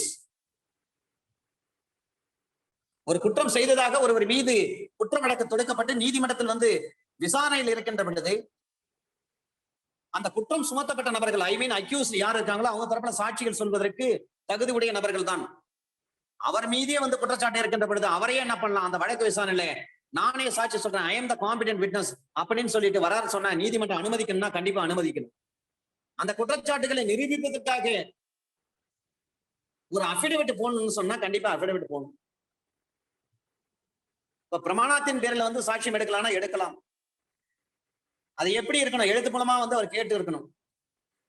என்ன வந்து இந்த வழக்குல வந்து அனுமதிங்க, என் மேல வந்து சார்ஜ் பண்ணிருக்கிறாங்க, நான் தான் இந்த வழக்குல அக்யூஸ்டா இருக்கிறேன், ஆனா வந்து என் தரப்புல சாட்சி இருக்கு, நானே ஒரு தகுதி வாய்ந்த சாட்சி தான், I am also a competent witness to give to depose the case. அப்ப டெஸ்டிஃபை பண்ண முடியுமானா டெஸ்டிஃபை பண்ணலாம். சரிங்க, அப்ப அந்த அக்யூஸ்ட் வந்து இல்லைங்க அவர் வந்து காம்படென்ட் விட்னஸா வந்து அவர் பாக்ஸ்ல வந்து நின்னு சாட்சி சொல்ல மறுத்துட்டாரு, எனவே அந்த அக்யூஸ்ட் மீது வந்து குற்றம் இருக்குதான் அப்படின்னு சொல்லி நீதிமன்றம் நினைக்குமான்னு சொன்னா நினைக்க கூடாது. அக்யூஸ்டே வந்து ஒரு காம்பிடென்ட் விட்னஸா வந்து பாக்ஸ்ல ஏறி அவர் சாட்சி சொல்லாம தவறிட்டாரு, அதனால இந்த அக்யூஸ்ட் தான் குற்றம் பண்ணி இருக்கிறாரு, எனவே இந்த அக்யூஸ்ட் மீது தவறு இருக்கிறது என்று சொல்லி நீதிமன்றம் கருதக்கூடாது. அதுக்காக அந்த அக்யூஸ்டுக்கு எதிர்ப்பாக எந்த ஒரு தீர்ப்பும் வழங்கக்கூடாது. ஒரே வழக்கு விசாரணை அதுல யாருக்கு குற்றம் சாட்டப்பட்டிருக்கிறதோ அது யாருக்கு பாதகமாக இருக்கிறதோ அதை மட்டும் அனுமானித்துக் கொள்வதற்கு நீங்கள் இடம் தரவே கூடாது, இடம் அளிக்கவே கூடாது. சுருக்கமா சொல்லணும்னா இந்த வழக்குல வந்து 5 பேருக்கு அக்யூஸ்ட் இருக்கிறாங்க அல்லது ஒரு நபர் அக்யூஸ்டா இருக்காரு, கொஸ்டின் எல்லாம் முடிஞ்சிட்ட பிறகு என்ன பண்றாரு, நானே காம்பிடென்ட் விட்னஸ் என்னை விசாரிங்க அப்படின்னு சொல்லி அக்யூஸ்ட் என்ன பண்றாரு, ஒரு பெஷன் போடுறாரு வித் அபிடவிட்டோட. அதை ஏற்றுக்கின்ற நீதிமன்றம் அவரை விசாரிச்சு செய்து அந்த சாட்சியத்தையும் பதிவு செய்கிறாங்க. இது நார்மலான விஷயம். சில நேரங்கள்ல அவர் வந்து அந்த மாதிரி 315 எடுக்கல, அவரே 315 எடுக்காத விட்டதுனால இந்த அக்யூஸ்ட் தான் வந்து குற்றம் செய்திருக்கிறான்னு சொல்லி நீதிமன்றம் கருத்தில் எடுத்துக்கொள்ள கூடாது. அதனால அந்த அக்யூஸ்டுக்கு எதிர்ப்பா நீங்க எந்த ஒரு ஜட்ஜ்மெண்ட் பாஸ் பண்ண கூடாது. எதிரிகள் அவர்களுக்கு எதிரான குற்ற வழக்குகளில் ஏதாவது ஒரு பெஷல் போடுறாங்க, அப்ப நீதிமன்றத்துடைய அனுமதி பெற்றுதான் அவங்க சாட்சியம் அளிக்க முடியும். அந்த எதிரிகள் தரப்புல எத்தனை சாட்சிகள் எவ்வளவு சாட்சிகள் இருக்காங்களோ அவங்கள எத்தனை பேர் இருந்தாலும் அவங்க அத்தனை பேரையும் விசாரிக்கணும். ஆனால் அந்த சாட்சிகள் வந்து அந்த வழக்கு தொடர்பான சாட்சிகளாகத்தான் இருக்க வேண்டும், அது தொடர்பாகத்தான் அவங்க சாட்சியம் அளிக்கணும். அக்யூஸ் தரப்புல 7 சாட்சி வந்துட்டாங்க சார் அப்படின்னு சொன்னா 7 சாட்சியம் விசாரிச்சிருங்க. அந்த வழக்கு சம்பந்தமாக தானே, அந்த வழக்கு சம்பந்தமாக இருக்கும் பட்சத்தில் விசாரணை எடுத்துக்கொள்ளலாம். அந்த பதில்களும் வழக்கு சம்பந்தமாக தான் இருக்கணும்.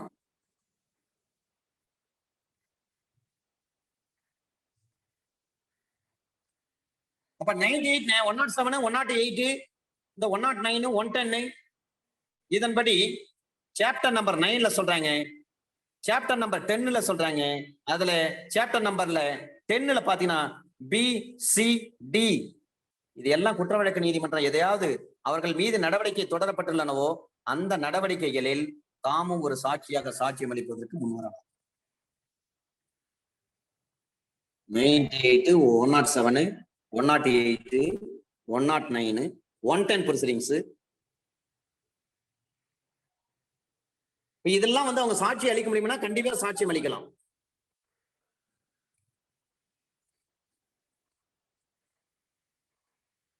Under section 316, no influence to be used to induce disclosure. Disclosure பண்றாங்க, தெரிந்ததை சொல்லுமாறு தூண்டுவதற்கு செல்வாக்கு எதையும் நீங்கள் பயன்படுத்தக்கூடாது. உங்களுக்கு என்ன தெரியுமா அது சொல்லுங்க அப்படின்னு சொல்லிட்டு பிரஷர் கொடுக்காதீங்க.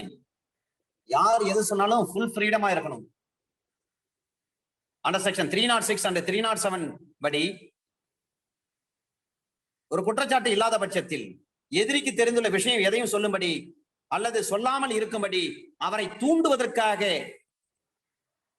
யாராவது பிராமிஸ் கொடுக்கறாங்கன்னு சொன்னா, அல்லது த்ரெட்டனிங் பண்றாங்கன்னு சொன்னா, அல்லது வேறு வகையில ஏதாவது அண்டி இன்ஃபுளுன்ஸை பயன்படுத்துறாங்க, பிராமிஸ் பண்றாங்க, அல்லது கிஃப்ட் கொடுக்குறேன்னு சொல்றாங்க, இப்படி ஏதாவது பண்ணவே கூடாது.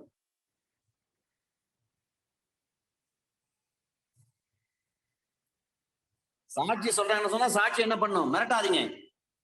ஒரு ஃபால்ஸ் பிராமிஸ் கொடுக்காதீங்க. அண்டி இன்ஃபுளுன்ஸை பயன்படுத்தாதீங்க. ஃப்ராடுத்தனம் பண்ணாதீங்க. மிஸ்ரெப்ரசன்டேஷன் பண்ணாதீங்க. கொயர்ஷன் செய்யாதீங்க. ஒரு மனதோட அவர் சாட்சியம் அளிக்க வேண்டும். அண்டர் செக்ஷன் 317 மிக முக்கியமானது. வழக்கறிஞர்களுக்கு நிறைய வருமானம் தரக்கூடிய ஒரு செக்ஷன் இது. சிவில் கோர்ட்ல சுட சுட பணத்தை ஏர்ன் பண்ணக்கூடிய ஒரு செக்ஷன் இது. அன்றைய தினமே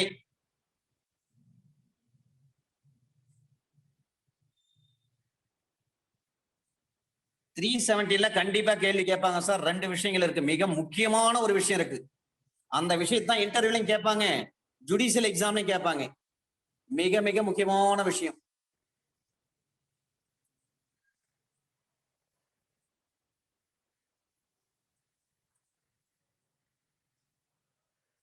Provision for inquiries and a trial being held in the absence of accused in certain cases. வழக்குகளில் எதிரி முன்னிலை ஆகாத போது விசாரணைகளை நடத்துவதற்கான வகைமுறை. 10 கேஸ் இருக்காங்க, அன்னைக்கு ஹியரிங் டேட் போட்டிருக்காங்க, அன்னைக்கு வர முடியல, யாராவது 2 பேர் வர முடியல, அல்லது 10 பேர் வர முடியல, அல்லது 10 பேர்ல 7 பேர் வர முடியல, 7 பேருக்கு 317 பேஷன் போடுங்க அப்படின்னு சொல்றோம். நம்ம என்ன பண்ண முடியும்? 317 பேஷன் போடுவோம். ஒரு ஆளுக்கு எவ்வளவு ரூபாய் பணம் கொடுத்தாதான் நான் பேஷன் போட முடியும்னு சொல்லி வக்கீல் சொல்லுவாங்க.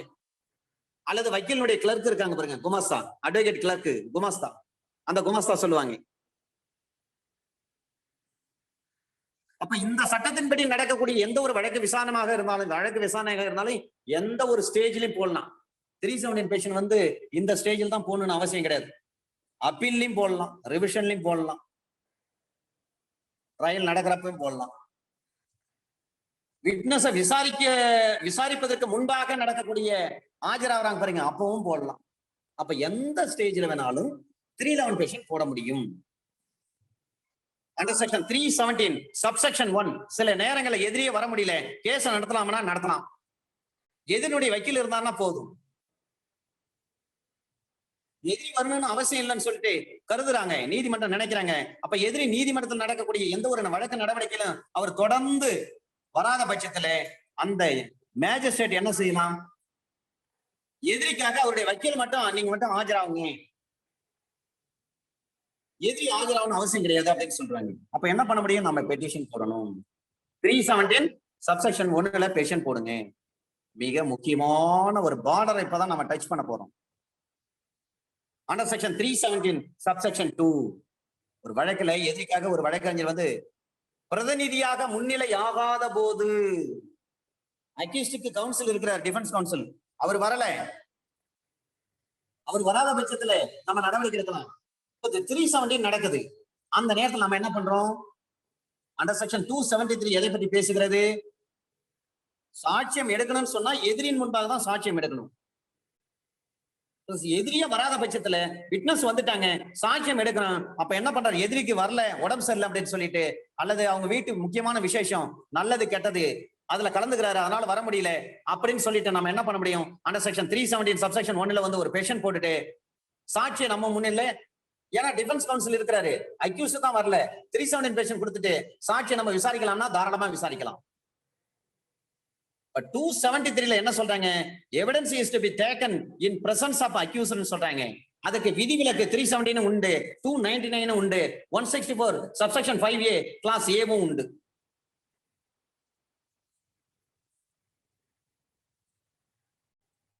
Under section 317 subsection 2 very very important.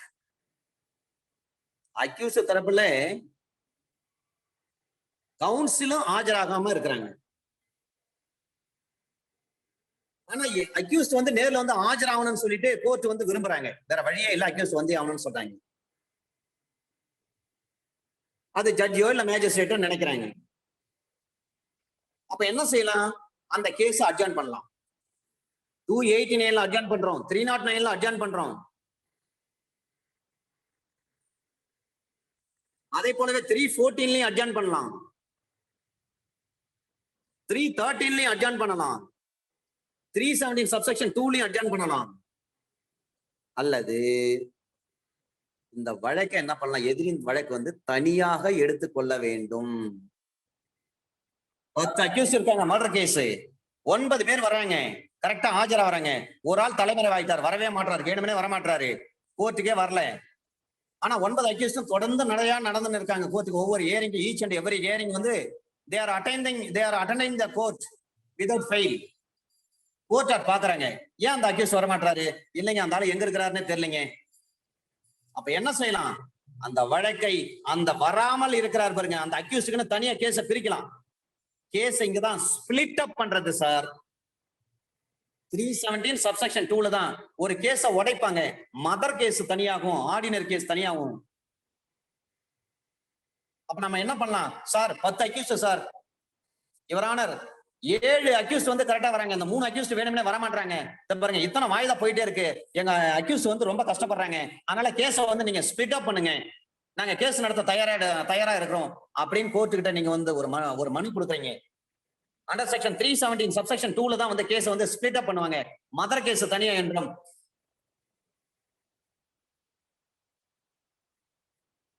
உடைக்கப்படக்கூடிய case அது தனியாவும் என்ன பண்ணுவாங்க, அதுக்கு தனி நம்பர் கொடுப்பாங்க.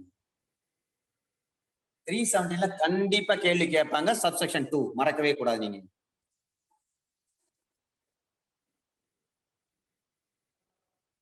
இப்ப அக்யூஸ்ட் வந்து நீதிமன்றத்துக்கு வர முடியாத போது எதிரினுடைய வழக்கறிஞர் வந்து அவருக்காக மனு கொடுக்கலாம்னா தாராளமா கொடுக்கலாம்.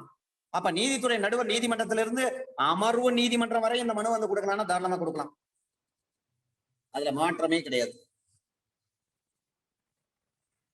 சரிங்க, சில நேரங்களில் வந்து அக்யூஸ் வர முடியல சார்,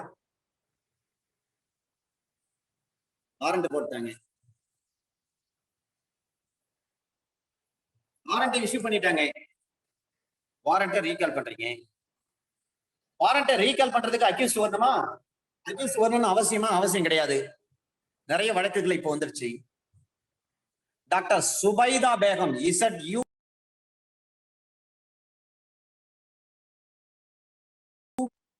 டாக்டர் சுபைதா அந்த வழக்கில் சொல்றாங்க, செந்தில்குமார் வழக்கிலையும் சொல்றாங்க, அக்யூஸ்ட் நேர்ல வரணும்னு அவசியம் கிடையாது வாரண்ட் ரீகால் பண்றதுக்கு. டாக்டர் சுபைதா பேகம் கேஸ்லயும் சரி, செந்தில்குமார் கேஸ்லயும் சொல்றாங்க, அக்யூஸ்ட் நேர்ல வரணும்னு அவசியம் கிடையாது. அவங்க உடம்பு சரியில்லாம இருக்காங்க, வெளியூர்ல இருக்காங்க, வெளிநாட்டுல இருக்காங்க, அங்க விசா என்ன பண்ணு, விசா அந்த டைம் இருக்குது, அந்த கம்பெனிக்காரன் வெளியில விட மாட்டான்றான், வேற வழி இல்ல, அதுக்குள்ளே வந்து இந்தியாவில் இருக்கிற கோர்ட் வந்து வாரண்ட் இஷ்யூ பண்ணிட்டாங்க. அப்ப அந்த காரணங்களை சொல்லி நம்ம டாக்டர் சுபைதா பேகமோ அல்லது செந்தில்குமார் கேஸையும் கொடுத்து நம்ம என்ன பண்ணலாம், அந்த ஜட்ஜ்மெண்ட்டை கொடுத்து ரீகால் பண்ணிக்கலாம்.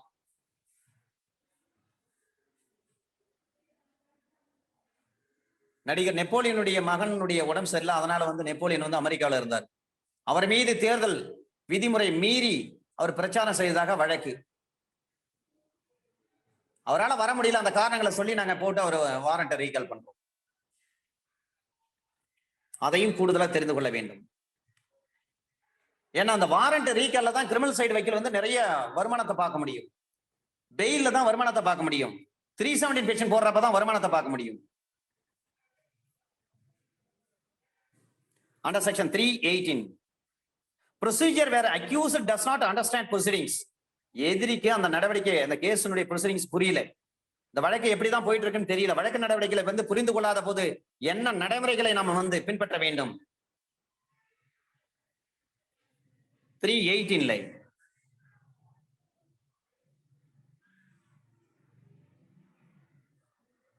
எதிரி ஒரு பைத்தியமாக இல்ல, நல்லா இருக்கிறாரு,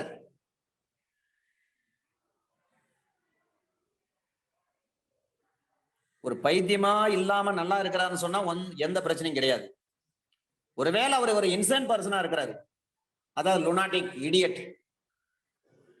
இடியட் என்று சொன்னால் 24 மணி நேரம்.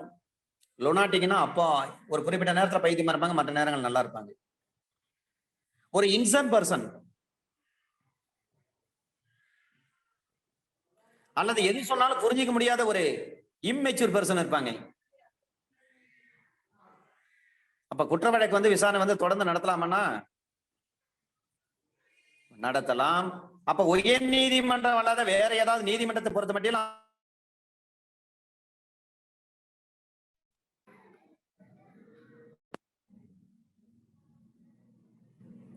தண்டனை வேணும்னா என்ன பண்ணலாம்? அந்த வழக்கு விவரங்களை கொண்டு ஒரு அறிக்கையை உயர் நீதிமன்றத்துக்கு அனுப்பி அதன் பேரில் உயர் நீதிமன்றம் என்ன ஒரு டைரக்ஷன் கொடுக்குறாங்களோ அந்த டைரக்ஷன் அடிப்படையில, அந்த ஆர்டரின் அடிப்படையில தான் செயல்பட முடியும். ஆனா கேஸ நடத்தலாம்னா நடத்தலாம்.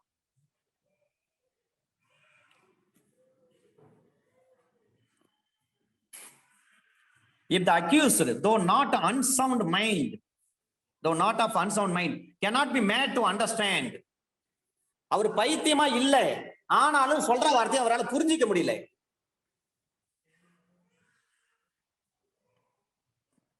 The proceedings, the court may proceed with the inquiry or trial, and in case of the court other than the high court, if such proceedings result in a conviction, the proceedings shall be forwarded to the high court with the report of the circumstances of the case, and the high court shall pass thereon such order as it thinks fit. அவர் பைத்தியமே இல்ல, ஆனாலும் சொல்ற கேள்வியே சொல்ற விஷயத்தை அவருக்கு புரிஞ்சிக்க முடியல. ஆனா அவர் பைத்தியம் கிடையாது, இம்மெச்சூர் பர்சனா இருக்கிறார். இது போன்ற நேரத்தை கேஸ நடத்த முடியுமா? கேஸ நடத்தலாம். அவருக்கு தண்டனை கொடுக்குறீங்களா? தண்டனை கொடுக்குறப்ப மட்டும் என்ன பண்ணும்? இந்த காரண காரியங்கள், இந்த வழக்கினுடைய சங்கதிகள், காரண காரியங்கள் எல்லாவற்றையும் என்ன பண்ண கேஸ் பண்றது அப்படியே ஹைகோர்ட்டுக்கு அனுப்புங்க. ஹைகோர்ட் பார்த்து முடிவு பண்ணி அவங்க என்ன டைரக்ஷன் கொடுக்குறாங்களோ, என்ன ஆர்டர் போடுறாங்களோ அந்த ஆர்டர் படி தான் நம்ம செயல்பட முடியும். இதுதான் அண்டர் செக்ஷன் 318. பைத்தியமா இல்லாத ஒரு ஆளு, ஆனா அவர்கிட்ட நம்ம சொல்றோம், நம்ம சொல்றது கூட அவர் புரிஞ்சிக்க மாட்டாரு. அப்ப என்ன செய்யலாம்? வழக்கு நடத்தலாம். தண்டனை கொடுக்கும் பட்சத்தில் உயர் நீதிமன்றத்துக்கு இந்த விஷயங்கள்லாம் சொல்லி, இந்த காரண காரியங்கள்லாம் சொல்லி ஹைகோர்ட்டுக்கு அனுப்பலாம். ஹைகோர்ட் என்ன பண்ணுவாங்க? அதை பார்த்து அவங்க கொடுக்கிற டைரக்ஷன் படி தான் இந்த விசாரணை நீதிமன்றம் செயல்பட வேண்டும். இந்த ஹைகோர்ட்டுக்கு இந்த கேஸ் பண்டல ரெஃபர் பண்றோம். அதை போலவே தூக்கு தண்டனை கொடுக்கின்ற பொழுது அந்த செஷன்ஸ் கோர்ட் என்ன பண்ணுவாங்க? அந்த கேஸ் பண்டல அப்படியே ரெஃபர் பண்ணுவாங்க. எதுக்கு? கன்ஃபர்மேஷன் பண்றதுக்கு, உறுதிப்படுத்துவதற்காக.